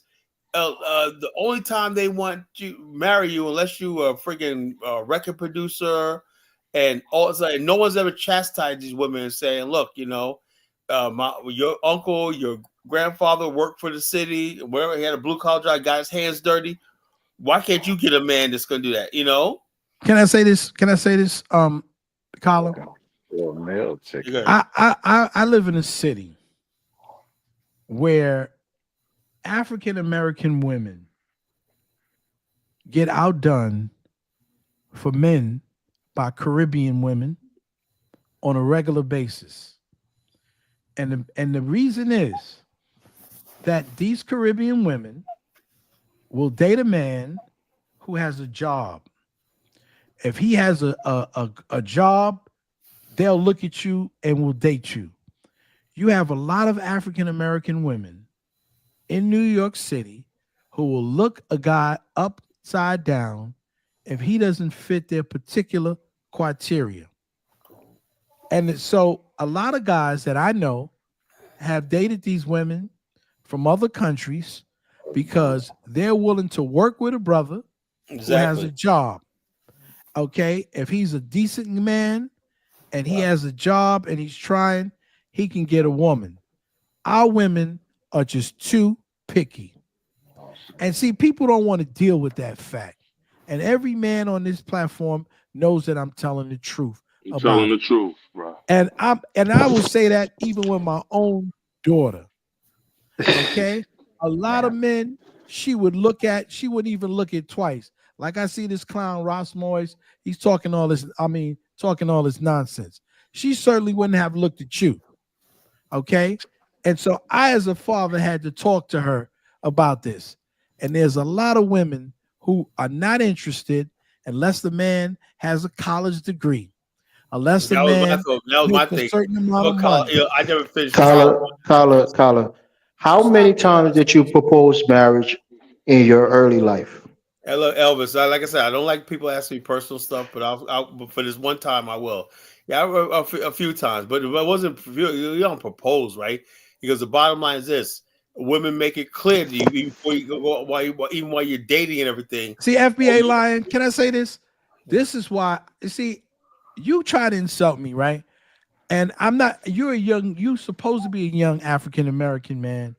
See, my daughter was raised on a tree-lined street with two parents, not one, with two parents with advanced degrees. And, you know, I was explaining that she wouldn't even look at somebody like you, much less your grammar and how you present yourself and what you're talking about. I would never have a child like that. Okay. I never even had to hit my daughter. So the things that you're saying is so stupid and irrelevant. This is the kind of person that you are. You need to get yourself some education so you can get out of that little job that you're doing that's going nowhere. Okay. Let's ask a question to the ladies in the chat and on the excuse me, panel. I'm saying, How many of you has been proposed? excuse Has me, marriage been proposed to you in your excuse younger me, years by the guys that you were dating? I was We want to know talking, that. Elvis. Let Dollar Bill finish, When then you ask your talk, question. I deferred and I didn't say a word, right? That's called etiquette. Observe some. So the whole idea is that people want to make jokes and talk all kinds of nonsense. When we say something, okay, that is important for our people to understand, you can tell me, no, I'm not hating on you. I'm trying to tell you, get a life, get an education, get a career, and stop worrying about me because I'll retire and make more than you will, okay, in 10, 20 years. What you need to do is try to get yourself to that point when you can do something and be a man and have a family. That's what you need to do. We're trying to tell our people, educate yourself, get yourself a trade, do something positive for yourself. Work with a man, okay, who's not a finished product. Work with a man whose heart is good, his intentions are good.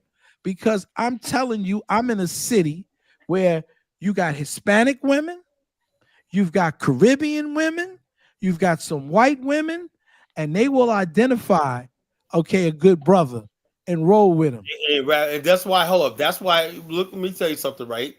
And I don't want anybody to take this the wrong way.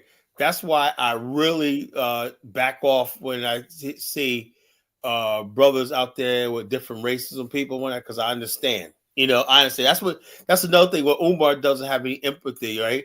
Black women's forever. Yeah, that's all beautiful. Black women, queens forever. Not black women, only black snow bunnies never, black queens forever, whatever like that. But the reality of this, right? You're saying to yourself, okay, Umar, black queens forever. But then they go out and say, damn, this is 3 weeks in a row. I went to the library, I went to the club, I went here. And also, I'm sick of sitting in the movie theaters by myself every weekend and whatnot. You know, I'm sick of basically, I can't get a phone call returned and whatnot. You know, somebody, the phone ringing, when I'm trying to call a girl, she act like she ain't home and whatnot, or don't return my texts and whatnot. You know, so the bottom line is that's the reality. And so what I want to do is tell those brothers and whatnot, yes, I don't know what the solution is, right? I don't know what solution, because I know I can't keep telling brothers, but hang in there, bro. You know, look, I lost a lot of young brothers in the BAL because one thing, Dollar Bill, the dating situation. Yeah. I had this one guy named Nathaniel Ibird, right? This guy was on fire for me, right? And then I know what happened, right? He asked me a question about what I think about him, about dating white girls. I said, absolutely not. No way would I. Never heard from him again. I can imagine. Lost a good soldier. He lost a good soldier. I said to myself, you know what gets me off was the fact that I was like, then I look at these sisters acting. I said, look, we can have it all one night, but the sisters are not on board, at all. Every you know moment, how many white women I turned down? Gotta be on board. I turned down a slew of white women because I refuse, to get with a white woman. I never dated a white woman, and I turned down quite a bit. And nice women, educated women, women that wanted to work with me, women that were willing. When you meet a white girl, let's just and I don't care what you say later on, Baruti. Let's just tell the truth, brothers. Tell me if I'm lying. 9 times out of 10, when you meet a white girl, she's willing to give up her family and everything. Yeah. How many sisters have you dated to tell you, don't talk about my sister, don't talk about my cousin, don't talk about my best friend. They're my best friend. We've been best friends since we were in the 9th grade. Tell me I'm lying. Exactly. And so if that makes you feel that we're manosphere, think whatever it is. We have to have an orientation. Realize that we're white words. No, we're just putting it in perspective because this is something we need to address. When are we going to start getting sisters basically to the point where they're basically saying, you know something, I want to build a black family and whatnot. I want to get with that brother and whatnot. I have no idea what it's going to take because I think the self-esteem of sisters is so low that they need that guy to pick them up, to make them feel good. That's just sad. What's sad what it is. Look at them. I got to get a guy with 6 figures. What's wrong with the bus driver? 6-pack of abs, 6-inch dreads. You want 1% out of the 1% of men. I'm sorry, but can I please say something? Yeah, go ahead, Mari. Okay. So I'm kind of confused because sometimes you all say that we date broke men like Pookie and Ray Ray, but then I never said that. But then you guys say that we just want the men that make 100K.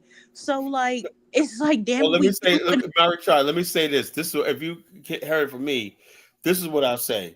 I've seen sisters that say they want the guy with the 6 figures, whatever, like that, but they will go into romp with Pookie and Ray Ray, right?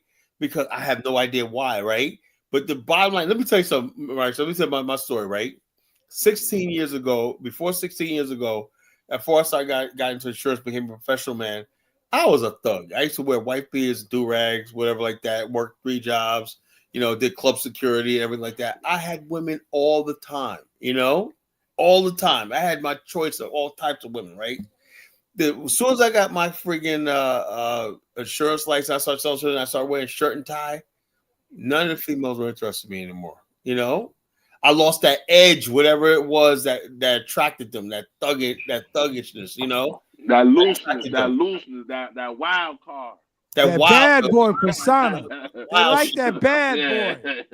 They like that bad boy, And then if they're gonna settle down and get serious, you better be a dude with like 6 degrees, 6-pack of abs, 6'6", and 6-inch dreads. Other than that, they'll just keep messing around with Pookie and Ray. They be driving the Pookie and Ray around in their sports car. I'd be like, what the hell is going on with this shit? And then she'd be walking in the store, and also he's sitting in the passenger seat while she's out there pumping the gas. I'd be like, Can I say something, Marie? A decent brother. Marie, can I ask you a question? Give her the world. She don't want nothing to do with it. Can I ask you a question, Marie? Okay, go ahead. First of all, good evening. How are you? Good evening. I'm doing okay. How are you? I'm okay.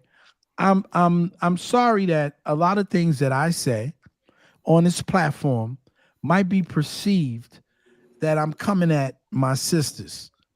And the things that I say them to my own daughter, right? And I talk about my experiences that I experience when I deal with young people. And so the things that that I have learned and that I've shared with the platform are things that surprise me when it came down to young people and how young people from these various cultures, specifically women and young girls, approach wanting to be married as a top priority. I'm not trying to say those things to make you sisters feel bad, because the reality is, I believe in the 70s, okay, when I was just a kid, I wasn't a grown man. Our women were like that. They were down for us. They were down with everything that we did, right? And I don't think that the women who were watching their mothers and watching their aunts, and you can tell me if I'm wrong, I don't think that they feel the same way about black men the way those women did. Could you address that? Um, I don't like okay, like I don't know because like I mean, I don't want to stereotype all African American women. I can only speak for myself. I have to be honest. I really wasn't interested in dating anybody in my early 20s because I was just trying to focus on school and things like that. And also it was because of all the things that I seen like with my mom and my aunts and cousins and stuff and like what they went through with men. And so I really did not focus on dating anybody in my 20s. I just wanted to focus on school and getting myself together. And I did not want to get pregnant in my early 20s either. That's why I waited so late to have sex too, because I just wanted to be careful. Like I still want to get married, but I don't want to have a baby out of wedlock. So I just I don't know that's just me. I can only speak for myself, but I don't know what other African American women want. I just know that I would like to be married someday and I would like to have kids, but I don't want to have kids outside of wedlock.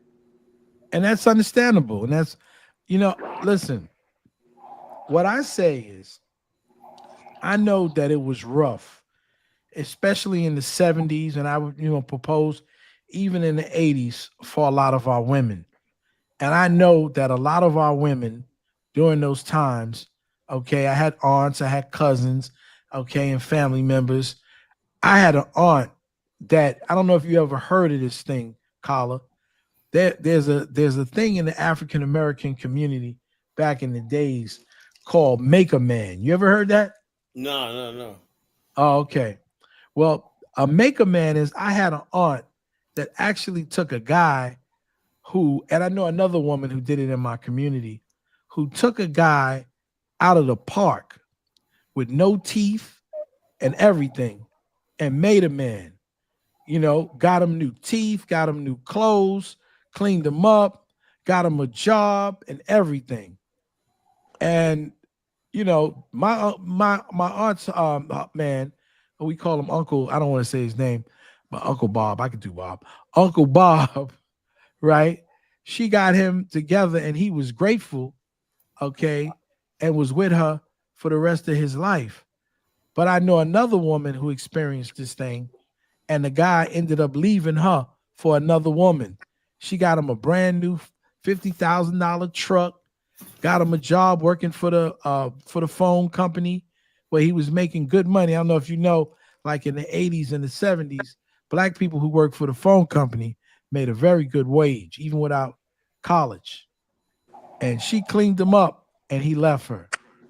Was that your experience, Mary, that you saw women in your family or in your community that were actually taking care of making a man?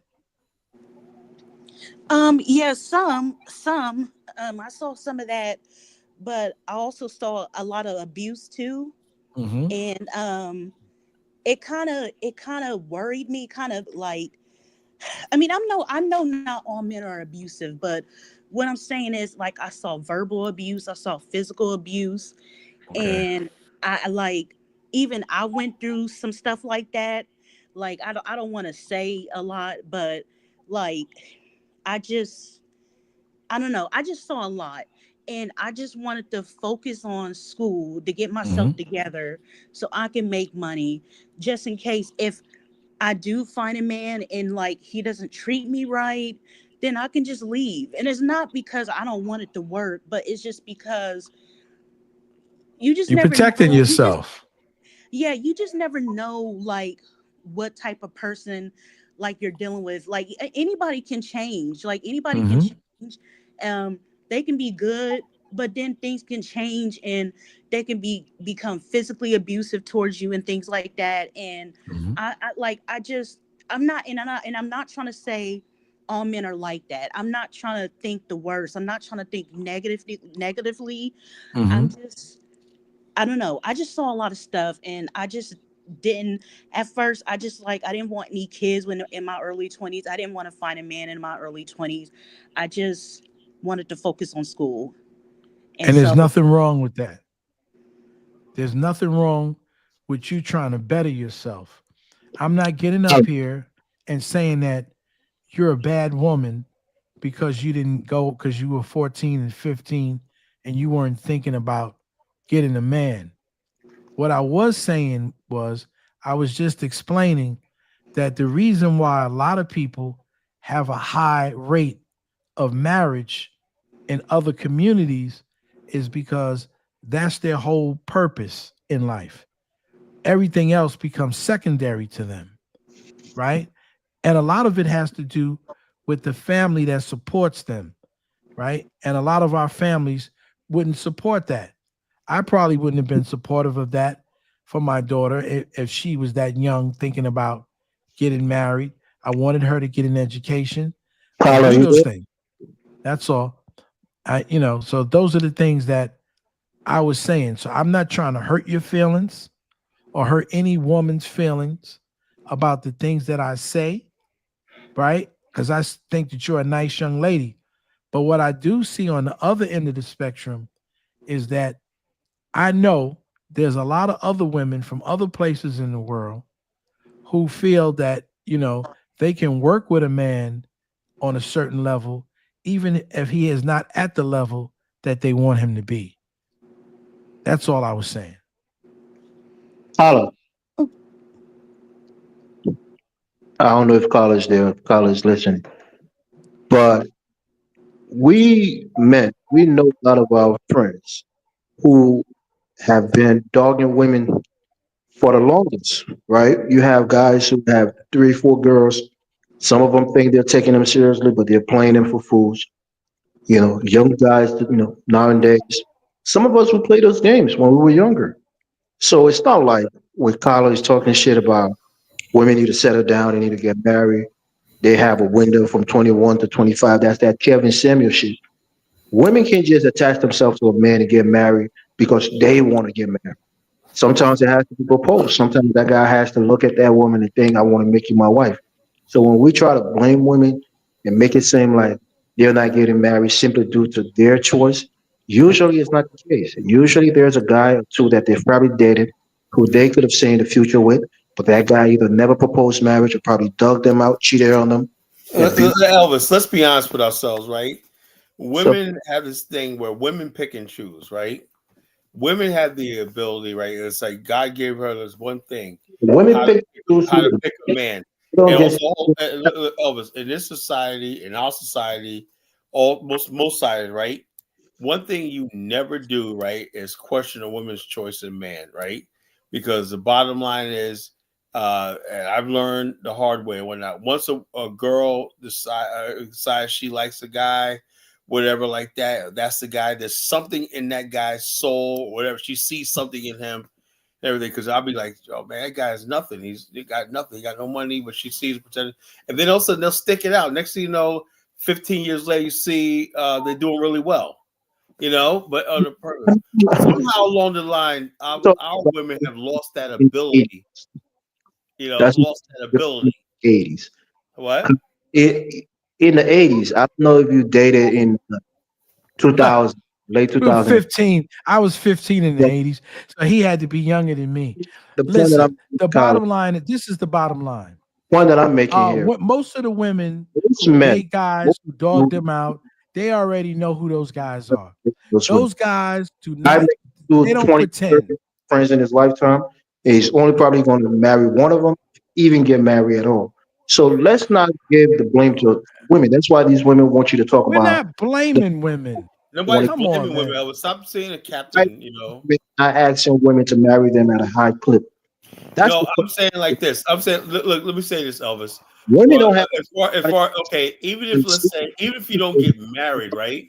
Guys who hold on. Let's say you don't get married, right? Marriage or the traditional marriage and everything like that. what's the excuse when a woman has a child with a guy, right? Now the guy and the woman should be like this: we have a kid together, whatnot. For all intents and purposes, let's move in together. We can share resources, everything like that, just to raise this child and make it work. No, that doesn't happen. You know what happens? The woman goes to her family, and next thing you know, she's trying to put the guy on some sort of child support and everything. She listens to everybody else with that guy. And I've seen a lot of guys be like, look, we can make it work and everything. She's like, no, the feeling is not there no more. It ain't about the feeling no more. So that's the thing about a lot of women. Once you have that child, whether you're pregnant or like that feeling, whatever like that you, like God gives every woman right here to choose the right man. Once you put a man puts that seed in your body, that's over with. That man that you put that seed with is your man. And a lot of women refuse to accept that. And most women are the ones who break up the marriages and divorce. Exactly. And I'm not saying this, the statistics are saying it. Listen, I'm not going to take any personal. I'm taking the high road tonight, I'm trying my best. What I'm going to say is this: just like Marie has made a concentrated effort, she could have been married probably many times before. She chose, she's choosing to select the man that she feels is right for her as a husband. And every woman has the ability to do that. A lot of women out here today who are having babies is because they're having babies because the physical characteristics of the guy that they want to have a baby with is who they're having a baby for. And people don't want to face the fact. That has always been the fact. And they're even finding that out now in Africa, that a lot of people who think their father is their father, it's happening in Uganda, that they're finding out they're not even the father of these children, because DNA testing is coming out. So this is what women do. Women select the person. See, men, this is the thing that men need to understand. It is not the man who selects the woman in this Western world. It is the woman who selects the man. She's the one who decides who she wants to be serious with or who she wants to put on the shelf as a friend. She's the one that can do it. The man, see, unlike other places in Africa and India, we don't have the power to tell our women, you have to get married, or the family says you have to get married to this particular person. Those are arranged marriages. In the West, we don't have arranged marriages. So it is the woman who makes the decision. Sometimes it's the woman's mother who influences her or her girlfriends, but primarily she does it based on what her criteria is, to either have a man or to have a child who she wants to have with those particular characteristics. And how do we know this? Is because in the community, the same guys are impregnating different girls. These are the same guys, and they're not hiding it. They're not hiding the fact.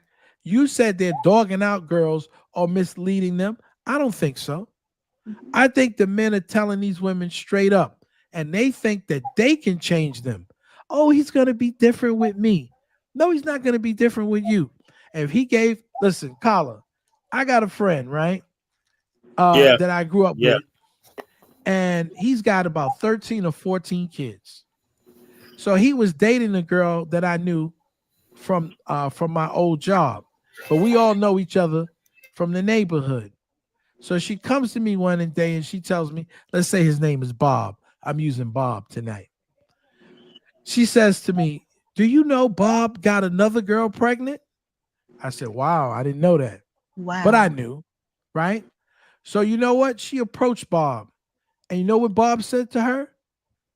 Don't get angry. Do you want a baby? Bob. Oh my he asked God. her. You understand what I'm saying?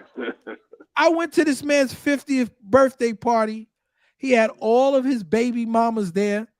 Okay, all of his 10, 15 kids clapping and celebrating at the party. Okay, everybody knows that he has lots of women and lots of kids, and the women have no problem sharing him. Let's be honest about the situation. Yeah, that is that's true. crazy because some of that is true, but it can never be me because I would not date a guy that has more than one kid. He has to have, if he has one kid, that's fine. But if he have more than like any of that, like if he has more than 3 kids, I would not date him. I'm sorry. He I'm has sorry. about he has about 14 kids, and his brother got about 16 kids. Oh, And no.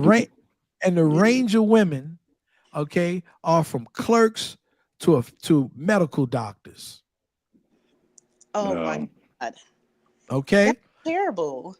And so I don't want to hear this mythology that is somebody who's dogging somebody out. Women know. You can't, women are not stupid. They know, but you know what they know also? They want, some of them have gotten to the point in their lives where they don't feel that they're going to get married, so they're going to settle for a child. Yep. And we know there's a lot of them in our community that say, you know I'm what? seeing all of it. That's That's a new thing now. Elsa, if you Dollar, if if you can give them a pretty child with the good hair, and they can move off to the suburbs and whatnot. Tall kid that can play basketball. Let's just say it for what it is. Let's stop sugarcoating it and let's tell the truth. They don't need. Look, the bottom line. The thing is, what's that book? Dollar Bill. Obsolete. Single. Obsolete. Remember that? Single, desperate, and obsolete. Obsolete. You know that book was. I read that back in the '90s, and that book so reigned true. And then that book, that thing scared me because it's basically like this, And I realized, after I was a young man at the time, I said to myself, wow, they really don't need us, really don't need us, because I always saw my mother, right? When you look at my mother and father, mother's a beautiful woman, right? She married my father. She was a stay-at-home mom, whatnot. So I naturally thought that's what I wanted. I just wanted a wife. That's all I ever wanted was a wife to stay home. I didn't never wanted all this shit like streets. When that's all I ever wanted was a wife to stay. I wanted a wife when I was 18 years old. I was ready for a family when I was 18. I said, this you is see what that basketball player, Anthony, what's his name? They call him Ant Nam or something like that. Anthony Edwards. Anthony Edwards. He's got 4 baby mamas. The last baby mama is little baby's baby mama. Okay?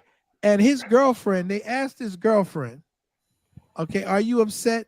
She said, no, I'm not upset. I know all about them. Okay? Let's stop this pretension where these guys are sitting up and telling us, oh, that these women don't know that these guys have women, that these guys have other women. They know, and some of them could care less as long as they get what they want to get, whether it's child support, whether it's a baby, they can get a baby for a baby. Okay, they don't care as long as they don't come out with nothing. And that's a fact. And dollar, by me, be a millionaire. And dollar. Exactly. That's the dollar. Yes. It shouldn't be about money. Why does everything have to be about money? Everything is, unfortunately, it is. Well, I'm not dating a guy with 6 kids just because he has money. No, you're not, because you've got a certain amount of standards. There's a lot of women that will, though. Morals. You have There's morals. a lot of women that will. Yeah. It's so bad out here. You got women out here. It's so bad out here. You got women out here that don't want to get married. They just want kids. Yeah. It's been like that for years. They want child support.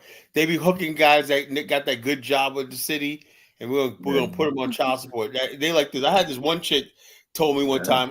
That's serious, because I used to hang out with these chicks. She has 5 different baby daddies, right? Because each one of them is giving her $250 a month, right? Yeah. So that's my rent, everything. It's like 50. What was it? 250 times 5 is like $1,500, something like that. She'll make a month. She goes, that's off the top, That's not including welfare and food stamps and Section 8 and everything. So she was living the life of child support. I know a lot of women like that who are getting Well, that's 12 crazy. and 1,500 per kid. But that's the reality, sister. Particularly in Virginia, they come after that child support money. Trust me. Before you Every eat, state now, Carlo. Every they're state. coming after you for that child support money. But who wants? That's crazy because I wouldn't want to be a single mom. Why would I just create And a baby and then I just think that's a dump sacred the guy? cow. We need to put that single mom myth to bed. Ain't no such thing as a single mom. Well, I don't want to be okay. Well, I don't want to be a woman that has a child by a man and not be married to him. We don't be I'm together. sorry. Well, That's they But normalize, Sister Mary. They it's lights out. normalize this. They Sis is normalize lights this. out right now. The well, culture has that's changed. stupid. That's stupid. Then I'm sorry. And so there's a subculture that exists, and this happens everywhere. You and I don't want to put his name out there. I'll just say he was in New York undercover. I won't say which one of the guys that was in New York undercover. At the time in my job, in the court where I used to work before I worked as a teacher, I worked in the court, and you would be surprised how many celebrities come to the Bronx, okay, because they don't want to be in Manhattan with Timberlands on, okay, trying to act like they're not rich and run into the family court and end up paying $50,000 a month because they done met some random chick out in the street and had a baby with them. And you'd be surprised these guys that get up there, you think they're so suave, intelligent, and sophisticated, how they get in there and act like real, you know what? Hey, and Dollar don't have Bill, enough you sense. said something interesting. Yes, sir. You think it would be better if it was like arranged marriages or not? I don't know. You know what?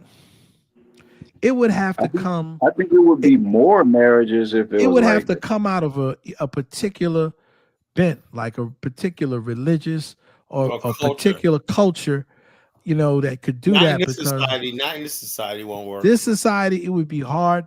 But if, let's say, you were a Muslim, or even if you were a Jew, because marriage is something that you need the support of your family. And I'm telling you, I was lucky because I had the support of my family. I had the support of her family. And so I was extremely lucky. And she took a chance at me when I was making $20-some thousand. It was it was no whole lot of money. I was making $20,000, $22,000 a year, even though I had my degree. I wasn't making any money. And but I had support. I had my mom and father, and she had her father and mom until our father died. And so we had family and friends, and we had support. And so that helped a lot. And I don't think if I didn't have those types of supports and we didn't own, our own place and so on and so forth, I don't think I would have lasted that long. Goddess, that single mom shit is just a fucking lie.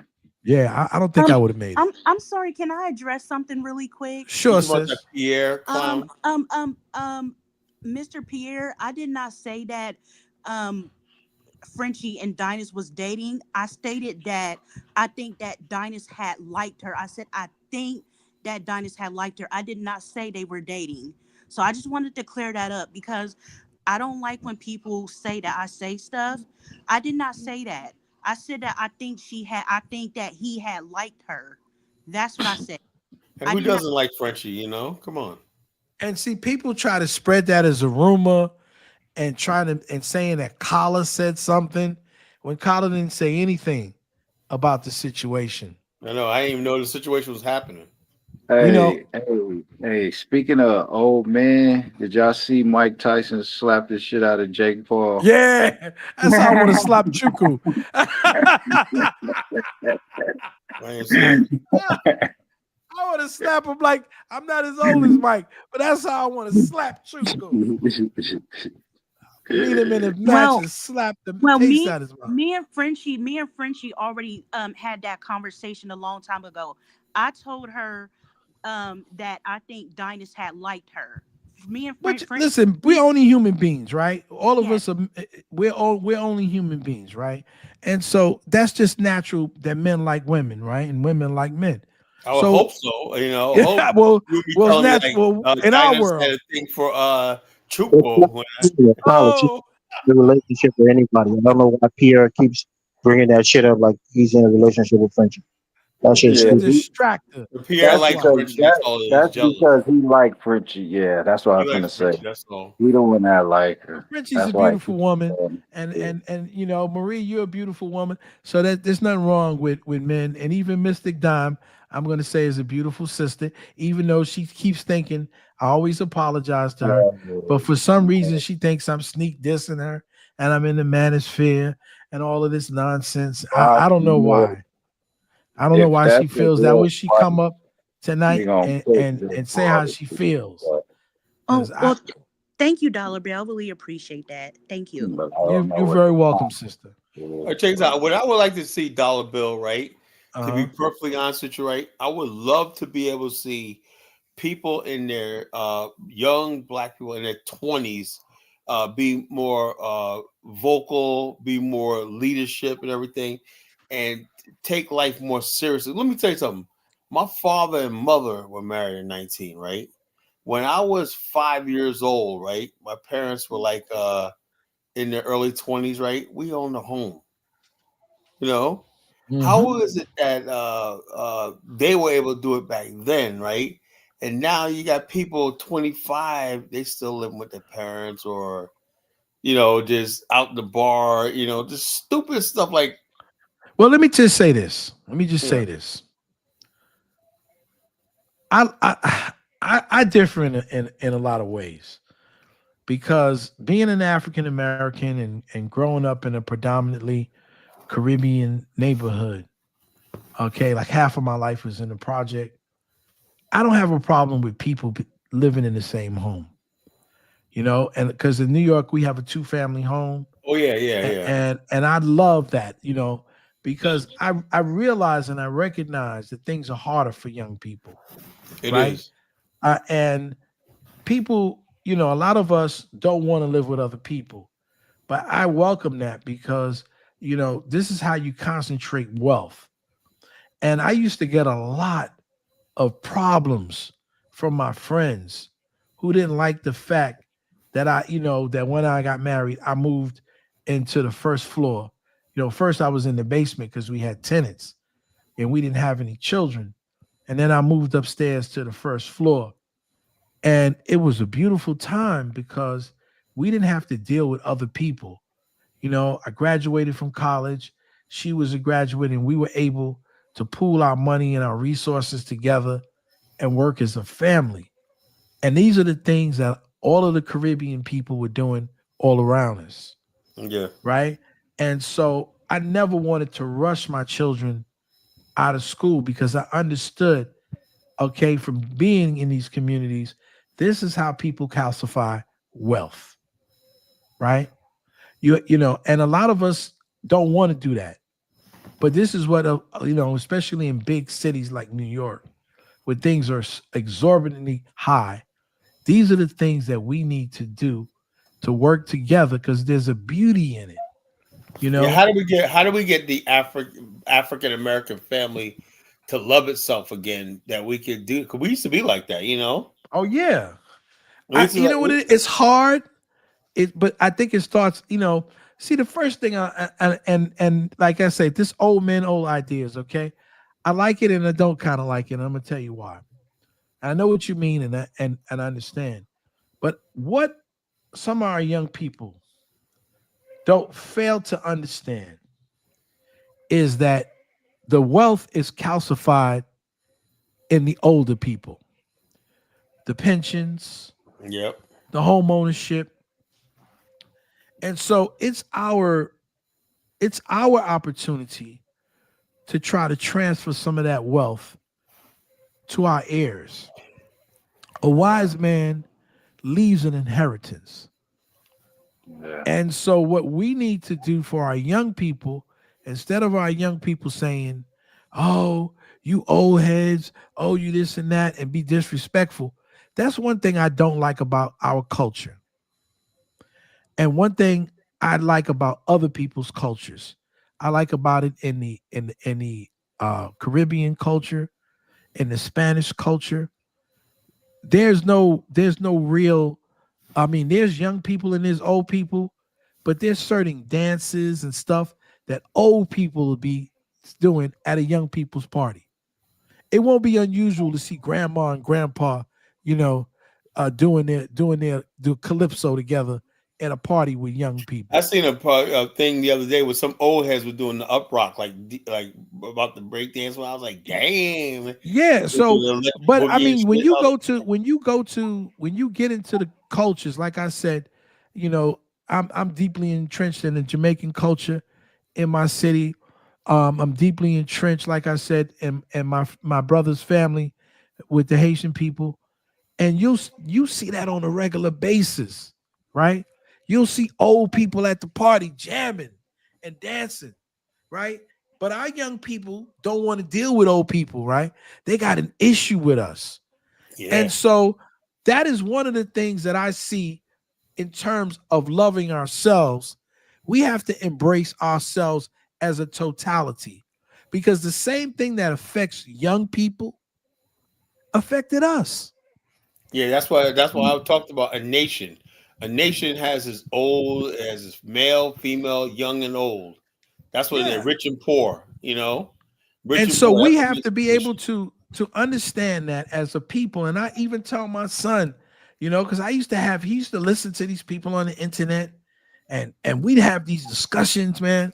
And finally, he realizes that I'm his best friend.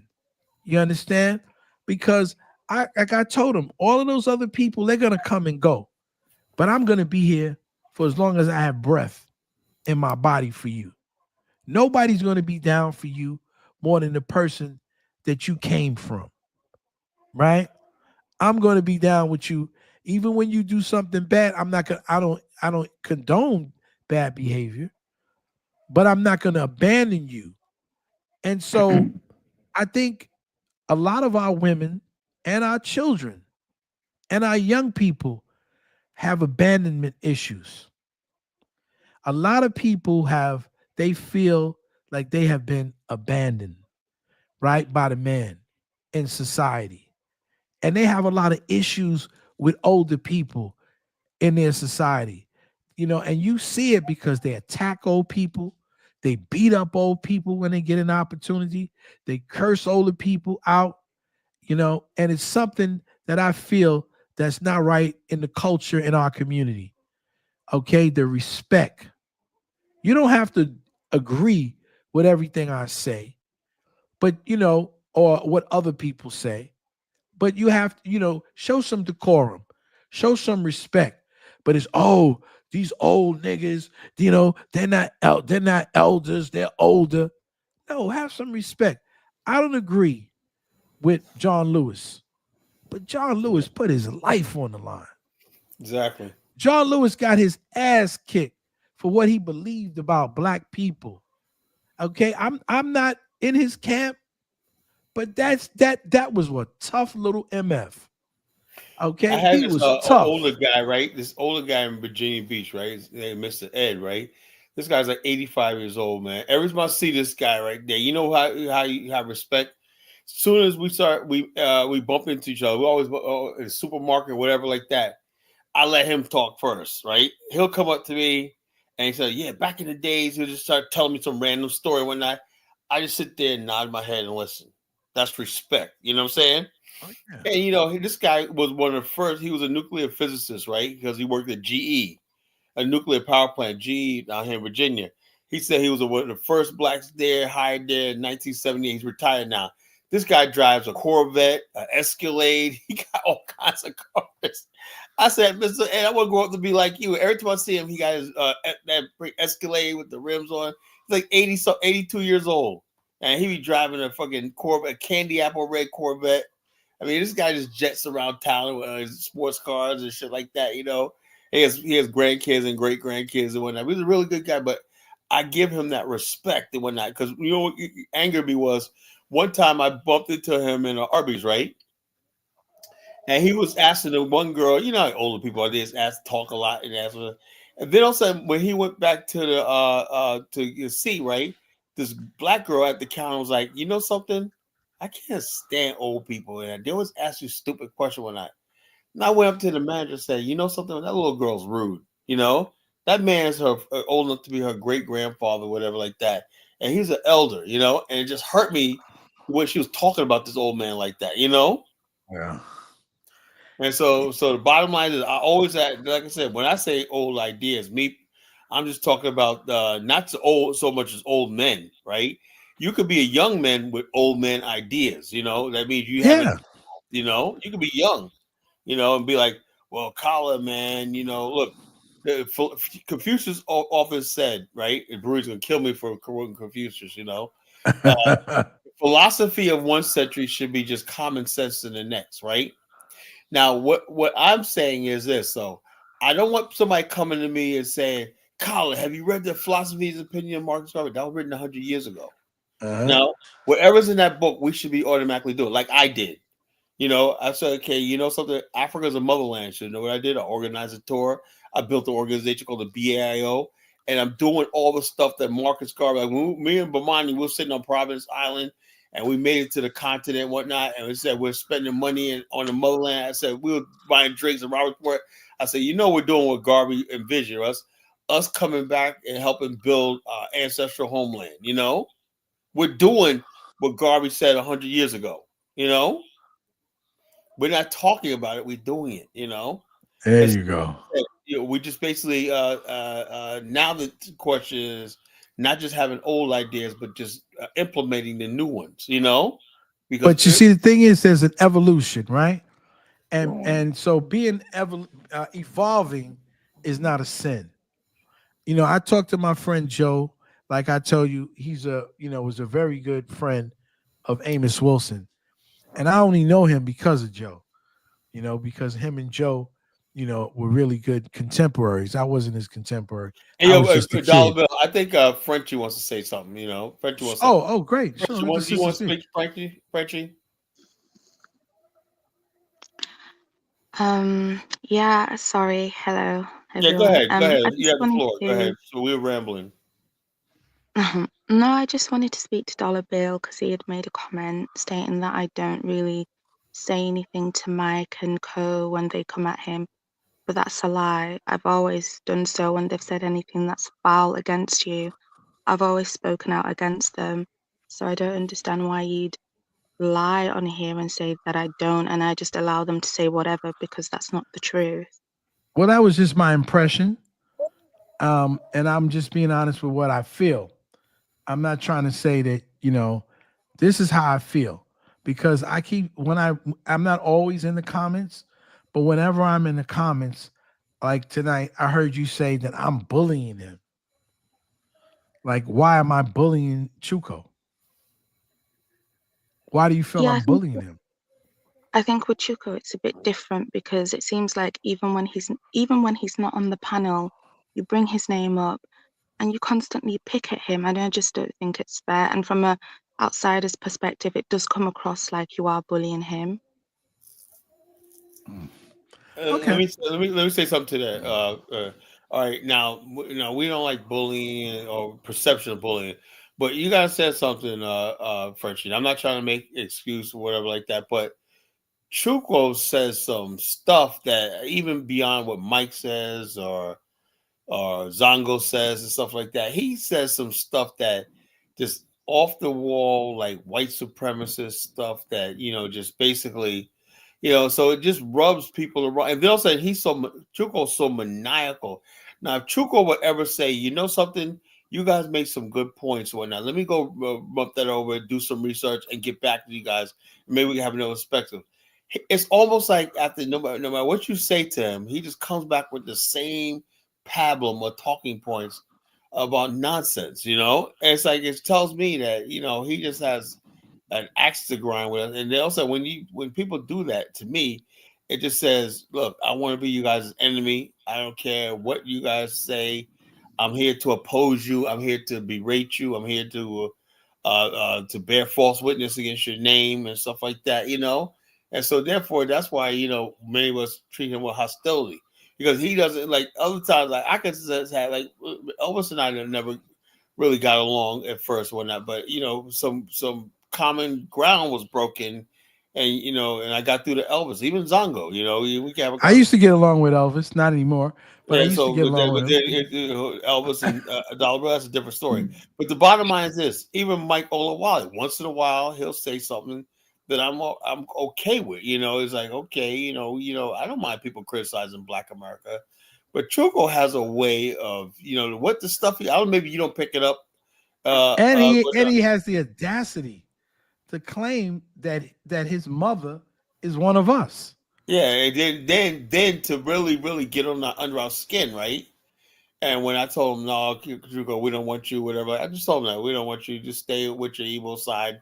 But he was really mad. Now he's coming up and saying, we're the only true African Americans. They must have been saying on another panel for them to be in unison like that, Then he called me a liar tonight and said I'm saying that myself, I'm not a teacher.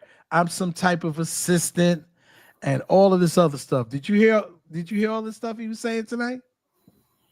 And then also, Frenchie, right? Look, the academic world, the educational world, when you say African American, right? And this is what we're going to, in the future, we're going to define. For the most part, basically, that means descendants of the transatlantic slave trade.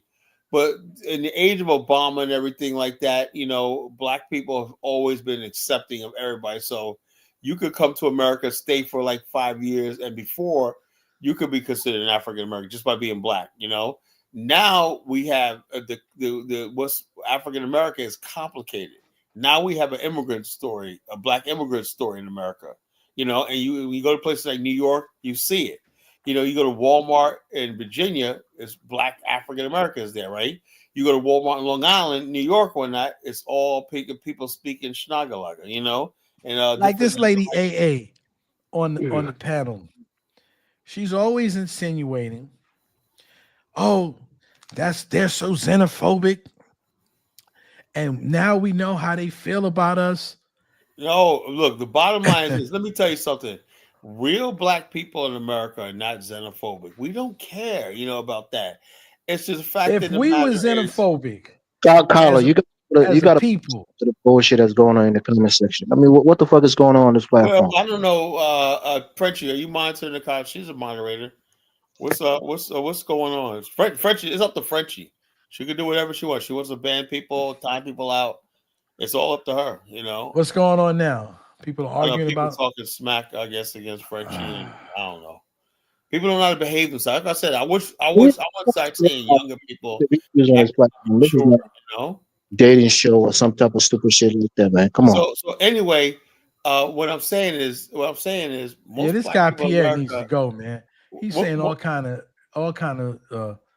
it's an FBA young lion. Yeah, and Pierre and Mario talking shit about Mario. Mario is the nicest person. Why is he attacking her, man? Who, FBA young lion? Nah. I mean, what the fuck is going on? Who, Pierre? What's this kid? Pierre? No, not Pierre.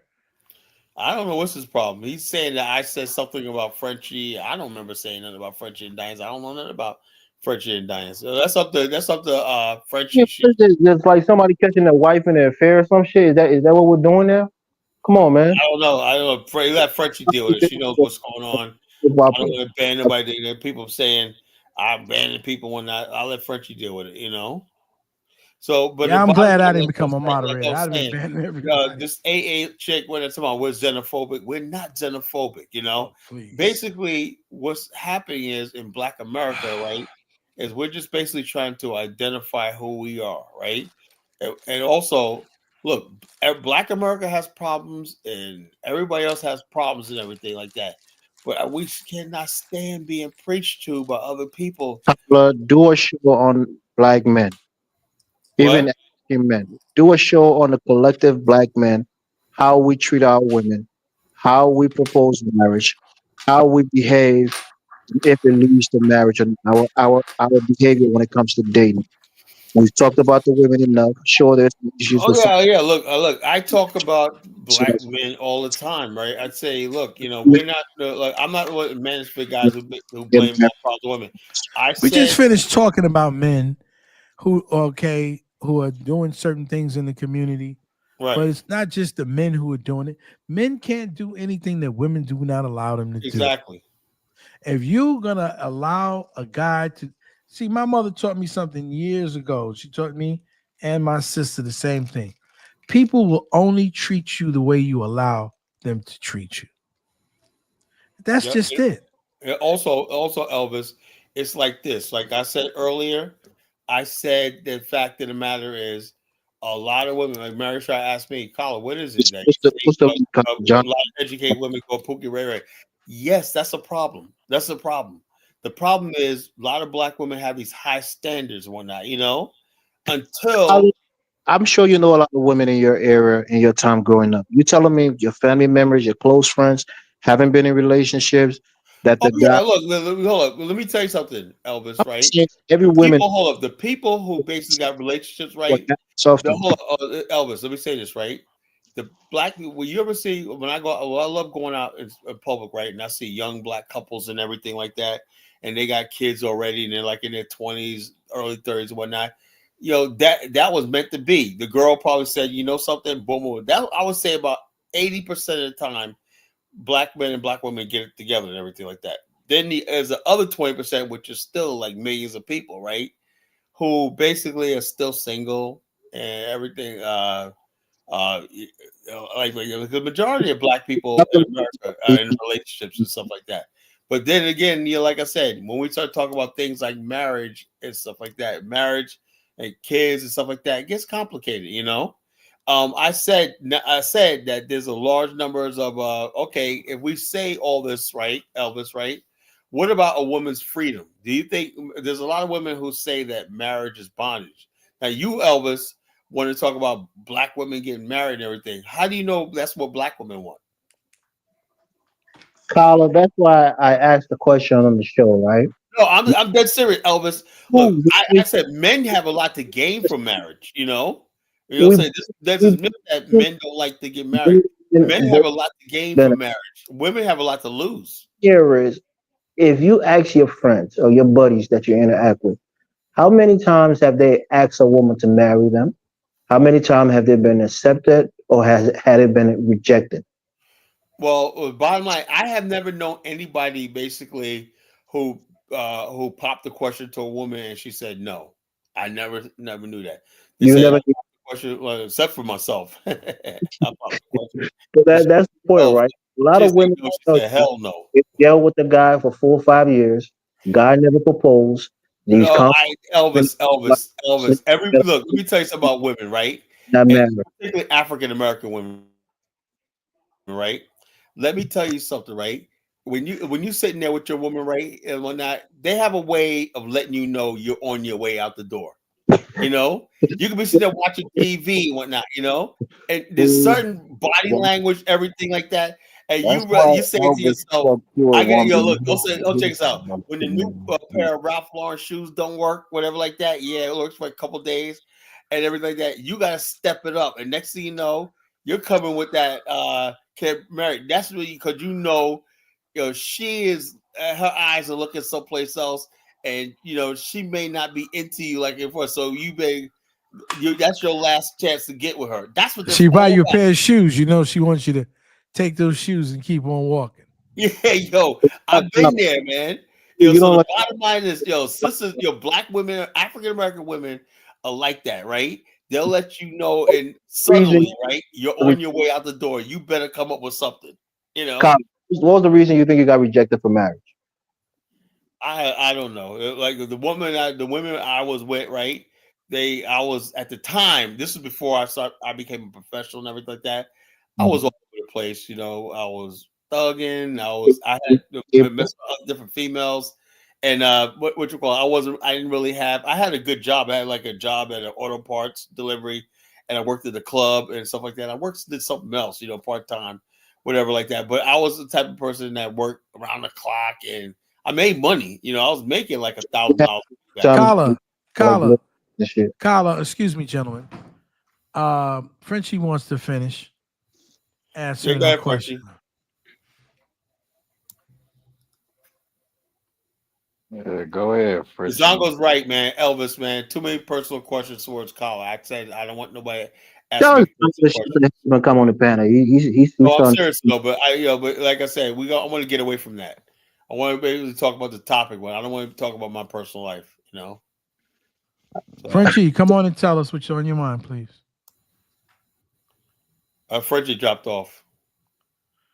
Oh, maybe she went back to moderating because I know she said, "Let me know when I can finish, Carla." That was at 1:33. She jumps up here, she can finish. That was 1:33. She said that's why she doesn't like calling in because we don't let her speak. And I wanted her to, You can speak anytime she wants, because I don't want people to think, oh, he's misogynistic and he doesn't like women and all of this stuff, man. I'm not saying those things.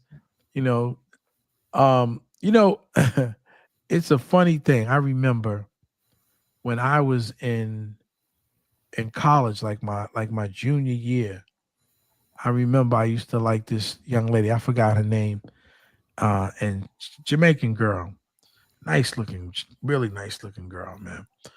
And she drove me home one day, and it must have been like raining like cats and dogs. And she wanted me to get out because I guess she had some place to go. She said, "Can I drop you over here?" And I was like, "No, you're not dropping me over here. You got to take me down at least to the block where I live, and I'll walk up the street because it was really coming down really, really bad." And I remember when I graduated, she called me on the phone, and she was like, "Oh, I heard you graduated," and blah blah blah. And so she wanted to know if I still liked her and, do I want to get in a relationship with her? And, my pride was like, no, I'm not interested, And so I had this same discussion with a young lady that I, used to date years ago. And she's a Jamaican lady. And I told her about the situation I'm telling you guys about tonight. And so her response to me was, well, she might have liked you, but she couldn't go back to her family, right? And tell her family, especially you being an American guy, that she was going to be dating a guy and he didn't have no degree or and she didn't know what he was going to be in the future. And so, but when it happened, I was young. I was like, oh, you didn't want me then, you don't want me now. I don't want to deal with you, one of those type of things. But it's up to the woman. The woman has the right of refusal. Yeah. A man can like a woman, but she determines who she wants to be with. And no one ever questions a woman's right. Like I said, all the women that said in those other cultures, they don't. There was something about me, and although they were with me and everything like that, I wasn't their soulmate. I wasn't the one they say, something. Some women could look at you and see the potential in you. They're saying, something. Even if he doesn't get a degree, whatever like that, I could see him working at the post office and us putting that together. That some women are like that. She wasn't going to do it. The more you talk about it, I think arranged marriage is a good idea. Guys, Frenchie is still saying that we're not giving her. Colin, could you please be the one to tell her to come up? Because in the back chat is saying that, that we're annoying her and we're ignoring her. And I want the sister to say whatever she has to say. I don't want her to think that. I don't see anything. It's in just this. The last one was like at 11:33 or something like that. Oh well, I'm not seeing 1:33. Yeah, I got it. She says, yeah. She says, I'm just hoping that she gotta just bogart your way in. You can't be you gotta just talk. You guys respect you, Frenchie. You guys gotta speak. Start saying, look, damn it, I want to talk here. I don't think that's her personality. I don't think Frenchie's too nice. You gotta be tough around here, Frenchie.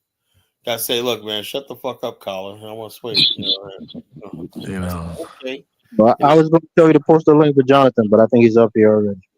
What's up, Jonathan? Post the link for Frenchie could come back. Yeah, Jonathan will say that. What's up, J-Dub?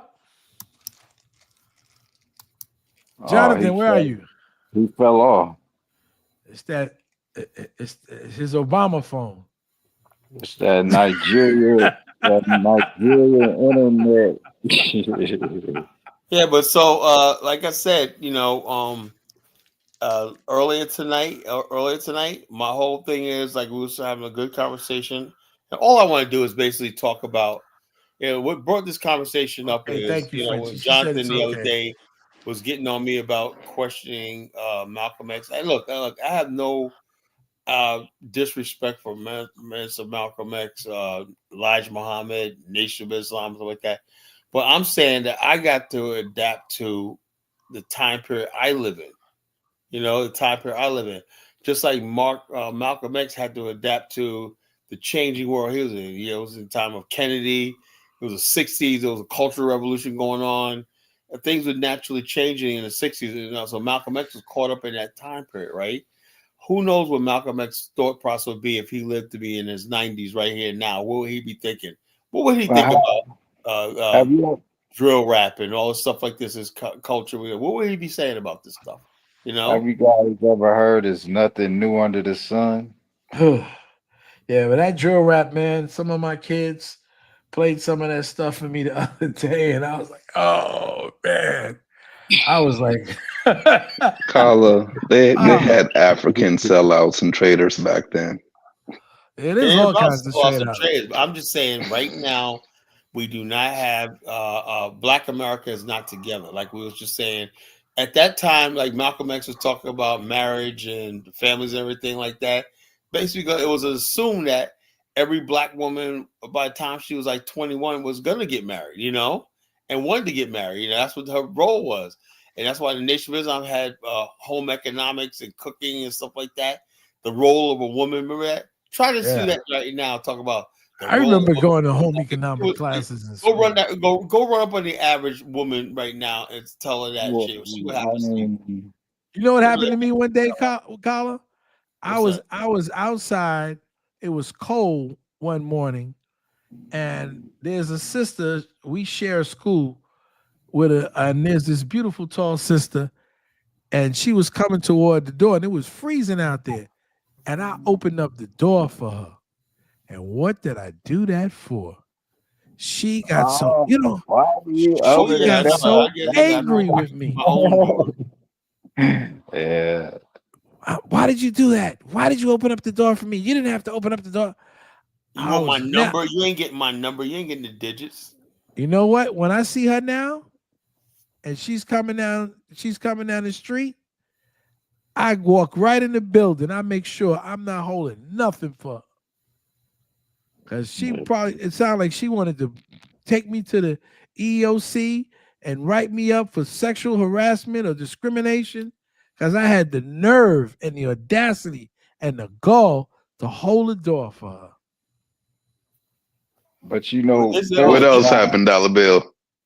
Nothing happened, man. I'm just saying. You gave her a couple of winks. No, I didn't wink at her. Nothing. I just opened up the door, said good morning, sis, and opened up the door. And where's she from, Dollar Bill? She don't sound like African American. She was an African American. Those are the ones that be doing it.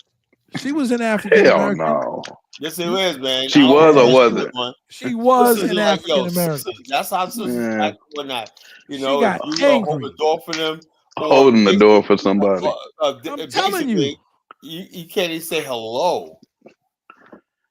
And they thinking that, look, I'm just saying hello. I'm just being nice. You hear Najee smiling them, and they think you want their number. Like, what the hell are you smiling at?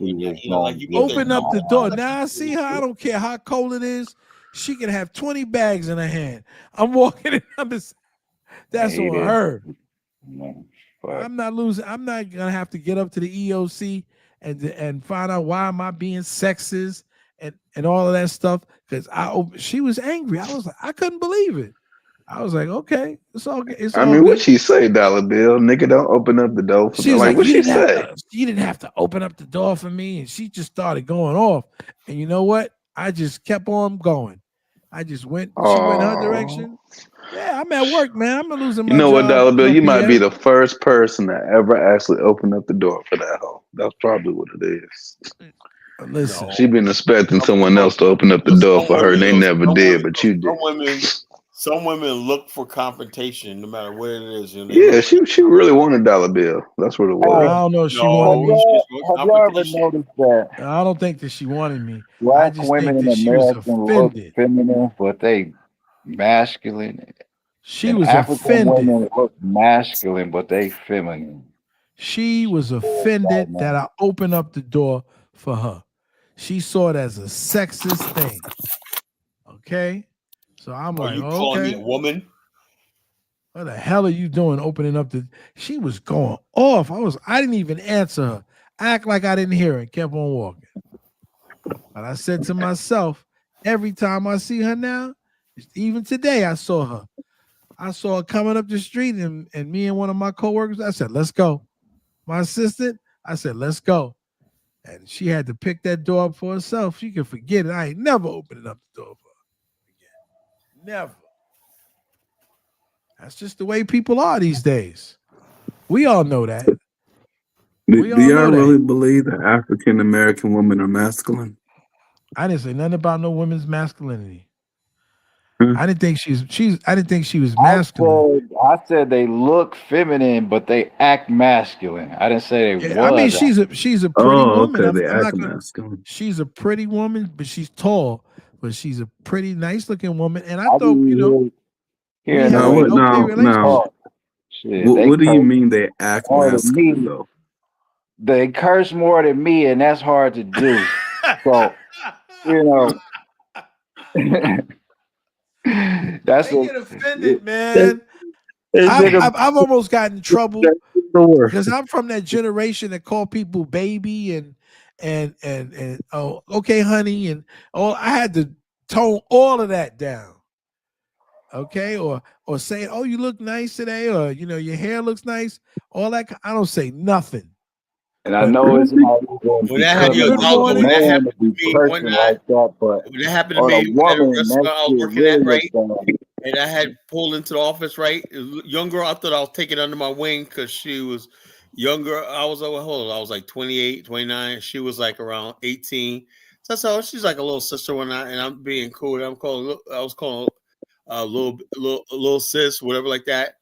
Anyway, some of the older chicks was like, the way he talks to you, and I think that suggested, put in her head that it was more to it than what it was, right?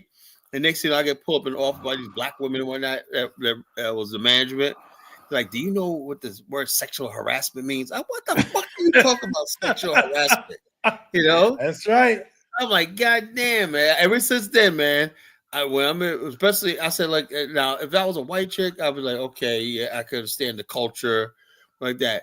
The fact that was done by black women to me, man, I was like, yo. These be African American women. I'm not bashing.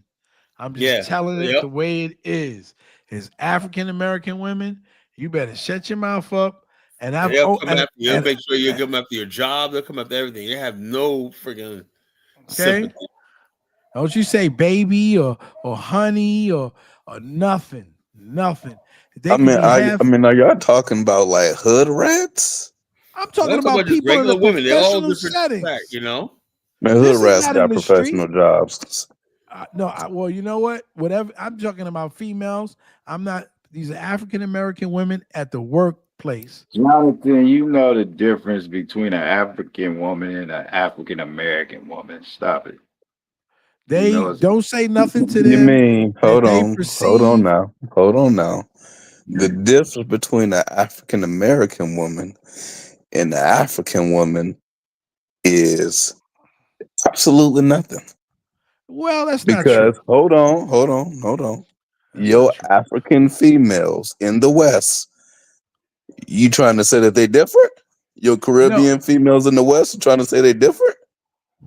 Well, not all of them. Not all of them. Let me just say this. I can tell the difference of a woman. Let me just say this. I can tell the difference of a woman.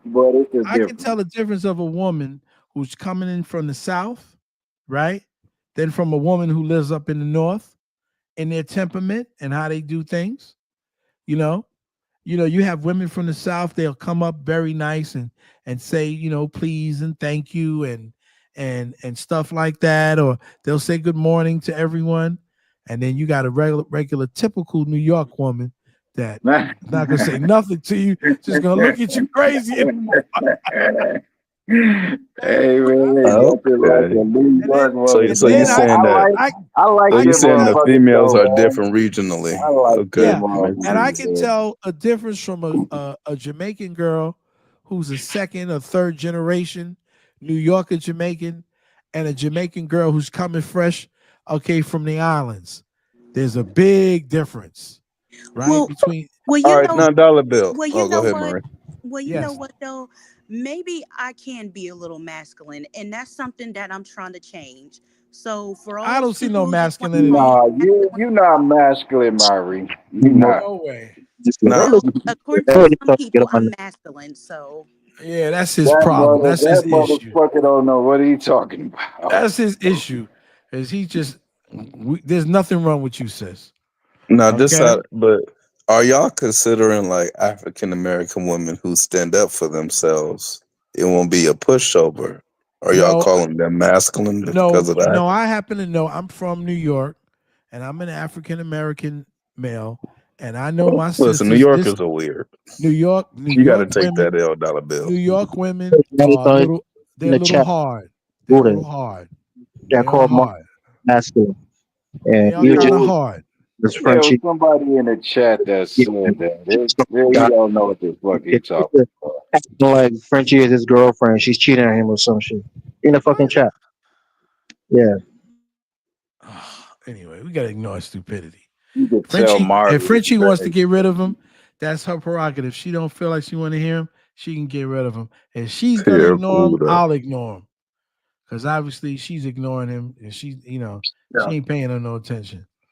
And so, but women, because New York is it's a tougher animal, and so you're gonna have women, in New York. They're gonna, even like I said, you go down, when you're traveling and you get to Maryland, you can tell people are a whole lot nicer as you keep going south, right?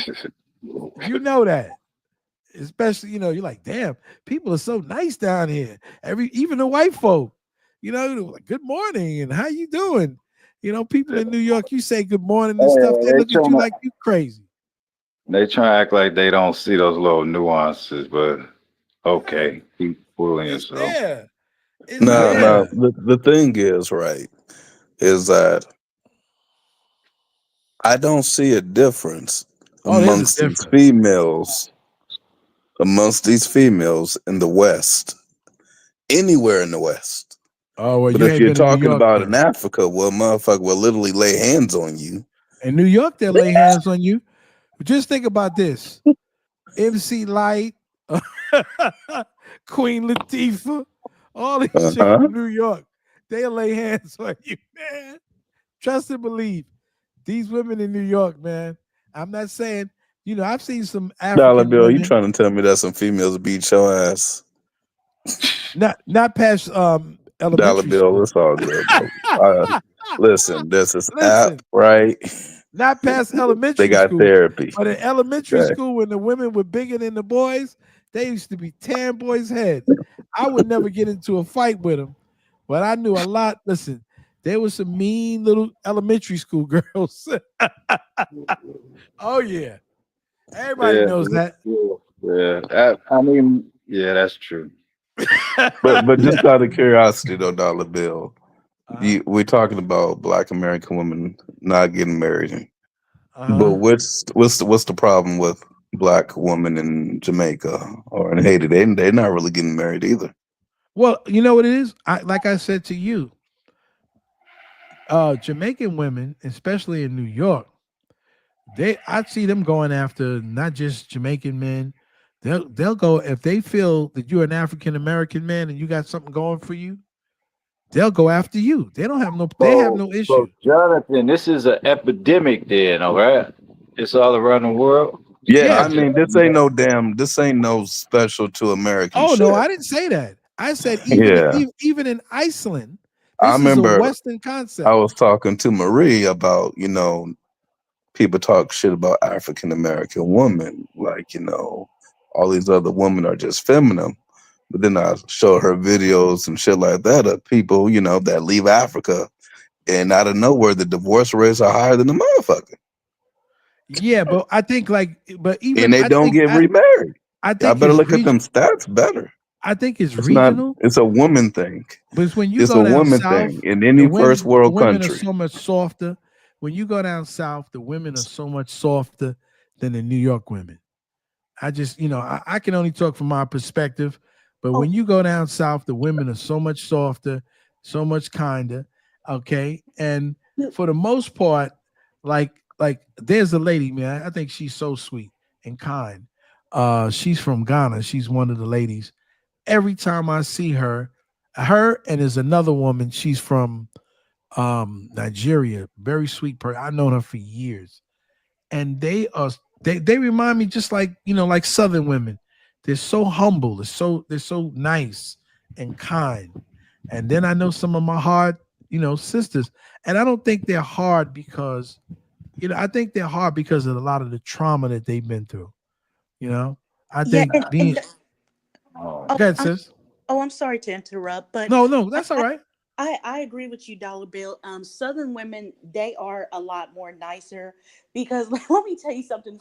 I have an aunt that's from New York, and she is masculine. Like, I'm so sorry. Like, she's just so hardcore and always wanting to fight and stuff. Like, I'm like, oh my gosh. Like, but she's masculine. I have my aunt and some cousins from New York.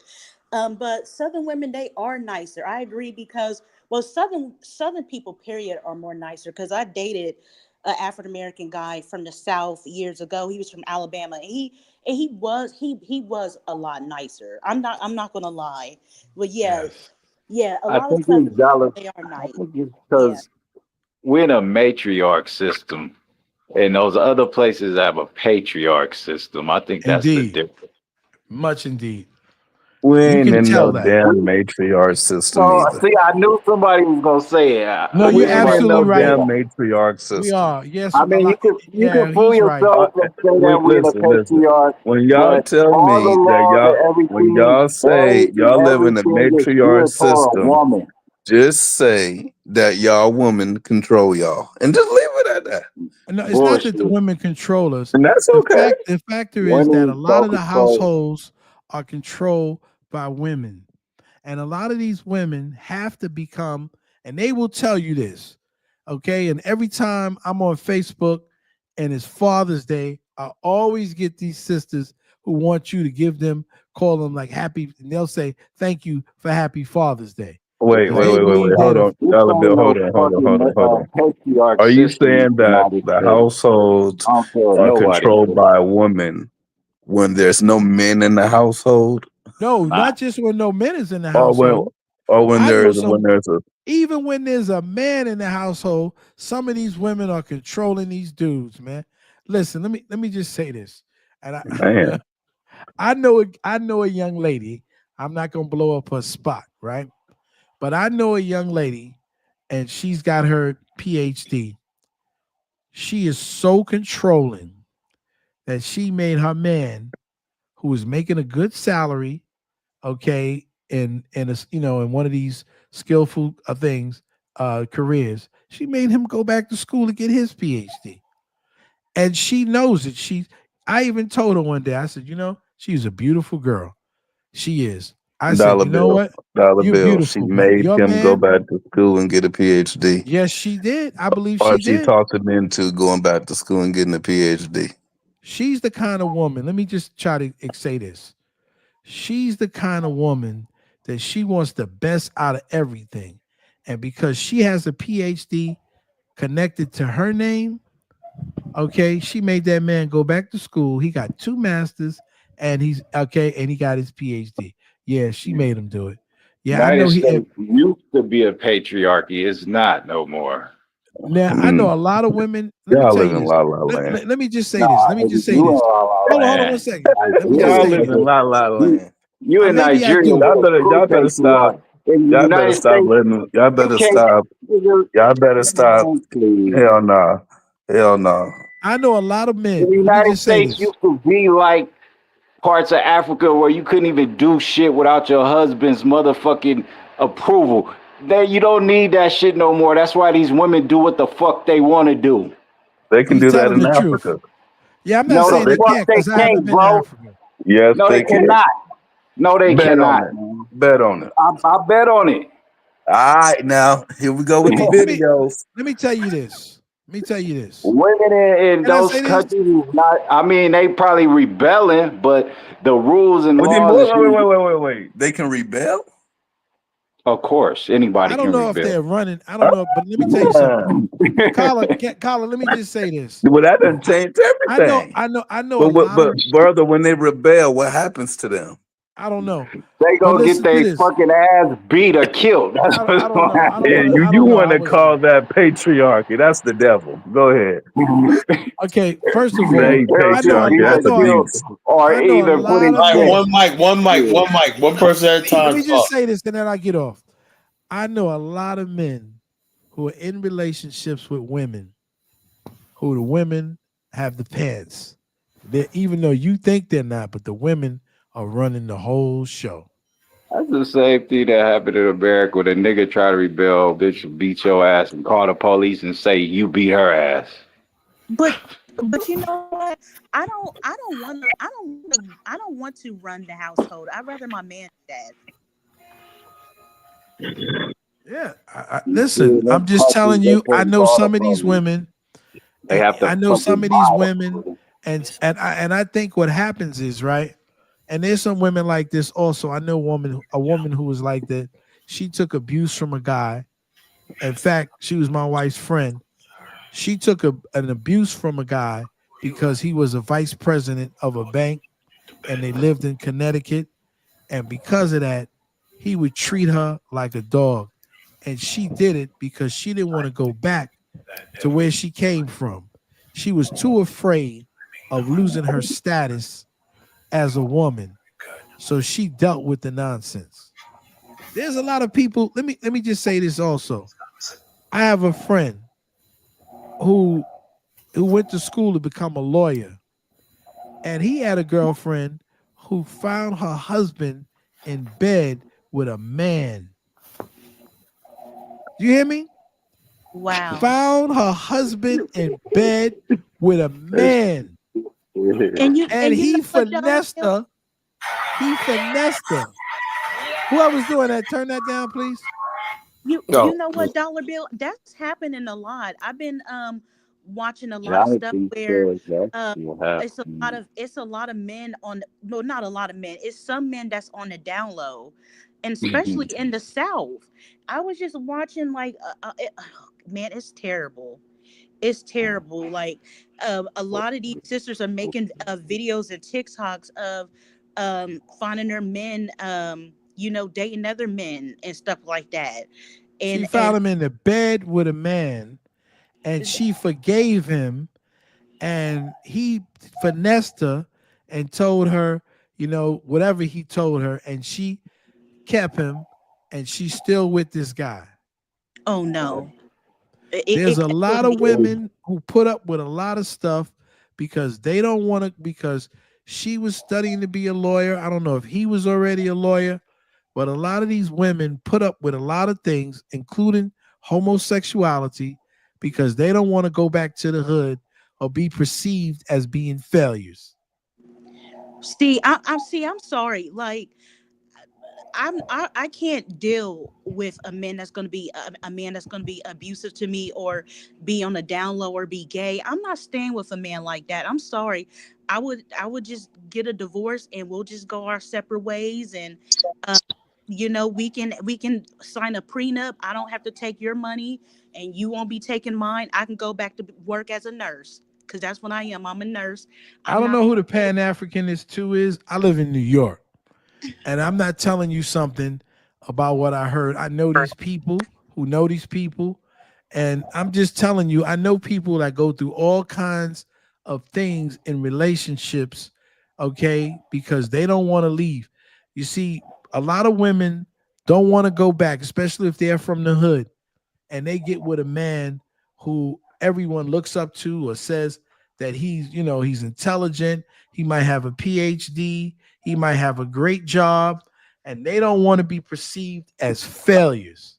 So they will deal with these men. Dollar Bill, what's the but average Dollar age of Bill, these but wait a people that minute, you're Dollar talking Bill, about? but Dollar Bill, why some of them don't have to They go do back this to the in their hood? 30s and their 40s. Yeah, But some in of Well, their them you don't say have 30s. to. you're saying Some of them there, don't but have to go back you to their you saying childhood that you know hood. multiple situations of females sleeping with dudes that are in bed with dudes. I know at least two. Like, what kind of friends you got, bro? They're not my Well, friends. They're people who I know. Like for instance, they're people who I know and they're their friends. Okay, or we all know each other from various circles and stuff. You don't see the thing is people don't realize, right, what people go through until somebody confides in someone. And then they'll tell, you think these people have the perfect relationship, but you don't really know. You don't live in their house, Yeah, right? nobody And does have a perfect relationship. yeah, you know, you see how this little clown FBA young lion says, I've never been on no DL, man. You're an idiot, man. You're a real idiot. Anyway, I'm a go. See, this is what I'm talking about. Young, Uh, disrespectful dummies. I'm trying to tell you about something because you still work in the ice cream store, and so out of the ice cream store, people Dollar live in real Bill, life. focus on the story. All I I'm just want to saying know. to you is there are a lot of people who have gone through a whole lot of abuse in different relationships because they don't want to be perceived as being a failure. And a lot of these women are in these relationships. They're unhappy with the men that they're with, but they're afraid to leave them because of status. Same thing with men. A lot of times people just keep up appearances. You ever had people like that? Yeah, of Who keep up course. yeah. appearances. He's like, well, we doing this for appearances. You don't want to seem like you go through that when you're like in your 30s. You want to basically be with somebody just to say you're with somebody and it looks good. You play, but like we said, once I turned 40, something I said like this. Something I kind of like going out by myself. I like I And see then you so got funny just married. going out by myself and go out to the dinner. When I go Let's to the be honest. house, Let's be whatnot, honest, I Kyla. bring Tell a pretty book. people think, right? Oh, you married and this. Listen, there are more people who are married, messing around, got boyfriends and girlfriends than single people. Okay, so So don't what? think that. No, I'm just trying to say to you, some people they because they're married. You don't know what's going on, man. There's a whole lot of drama going on. People sleeping with each other's wives and Dollar man, Bill, that's weird Dollar folk. Bill. That's What's been up? happening since the beginning of time. What's new? Without a doubt, but I'm just shedding the light that just Yeah. because people make a certain amount of money and people drive a certain kind of car, don't think that their lives are all I rosy. know, like Dollar what you Bill, call. my, Like I my, tell my people all the time. grandfather had I know babies people. I know everywhere and people he that was I know married. people that were dirt poor, but they got It is what it is. a perfect life because if their kids were happy, they were happy, and there was love in the house. And everything. I know people that like they got money, they're miserable. The A wife got her lot of own people, a place, lot of her people side are miserable with you know. money, and you like, dang, I could this when you figure out people having committing suicide and Oh people are yeah, man. Yeah, suicidal it's and complex. It's they get complicated. they get hooked on drugs and I'm like, Dollar Bill, the amount of people with money committing suicide is low than a motherfucker. well, I don't know how low it is, but I'm just telling you, there's a lot of people that Jonathan people thinks look at. money solves all the it, problems. it No, it doesn't. and you Exactly. know what, It Dollar pretty. and Dollar Hey, listen, and people yeah, rushing to Dollar Bill, you America know because of what? money. Let the sister speak. It's not about Let It the money. I solves a sister already lot had of speak. money my problems, whole life, apparently. man. And Let know the what? I sister had money speak, my whole please, life. gentlemen. But Go ahead, sis. Wait, go ahead. And you know what, Dollar Bill is you know what, to be honest, you are right, because first when I learned this sociology class, it's still the majority that people that commit suicide is white males, but it's growing. The suicide rates is growing in our community because yeah, my aunt, she committed suicide, Oh, and I'm very but sorry to hear that. her situation was different. Her son had passed away, and she just couldn't take it. And a year later, she just took a lot of pills and killed herself. And I Wow. cried so much when my dad told me that, because it was my dad's sister, and I like she was my favorite aunt, and it's just sad what people are going through, and this is why I always put on my Facebook page. I always put the suicide number hotline number on my page because you never know what people are going through. You never know. Yeah, it's sad. Maria, I'm so happy you said that because I'd be wondering, like, suicide prevention. Marie, what's wrong? Just talk to me. Oh, stop, boy. Talk to me. Talk to him. It's okay. He's Dr. Phil. This Money mofo. solves a whole lot of problems, but it doesn't solve everything, bro. It solves 99.99% of your problems. It's that 0.1%, Jonathan. Then everyone's talking about the 0.1% of people that commit suicide, people that's hopping in bed with another dude.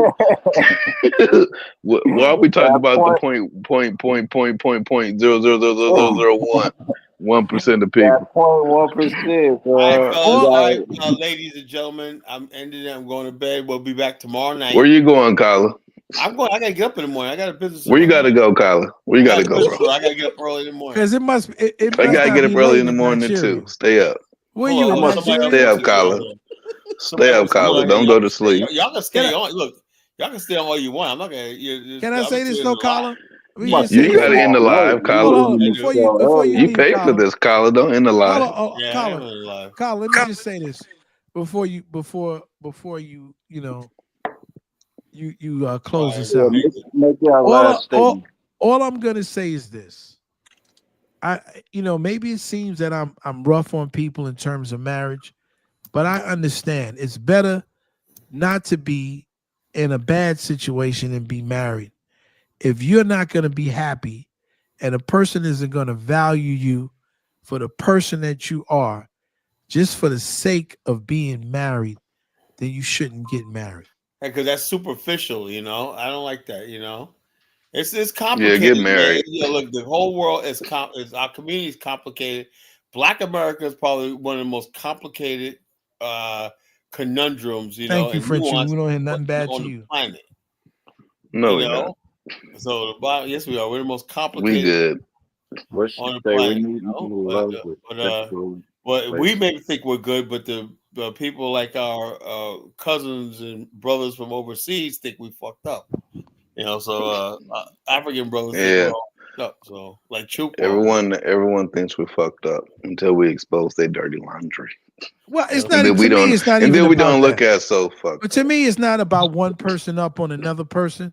I'm just saying we want to promote healthy relationships with women and children, in our society, because that's the only way that we're going to be a better people, whether it's here, whether it's in Africa, the Caribbean, wherever it might be, wherever Black people might be. We need to have better relationships, safe relationships for our children so they can grow and be happy for our race. Okay. Now that's what. Hold up. That's right. What Dollar Bill just said. Why? I wish Chuko would listen to that. Right. In other words, basically, there's a light at the end of the tunnel. That means always basically hope for salvation. Chuko just gives you like doom and gloom and. Jeez, man! Every time I look at the Chuko, I want to just dive head first off my roof or whatnot. I didn't know it was that bad. Like goddamn. But Kyla, you gotta understand Chuko's circumstance. Yeah, but I'm gonna end on that. People that were having to fight for independence. I'm gonna try to stay his positive daddy tonight, fled. And I'll see you guys later. All right, man. You can't be positive. Stay on, man. All right. Have a good night, Dollar Bill. Thank you, sir. Bye-bye. You ain't going nowhere, Marie. Oh my God.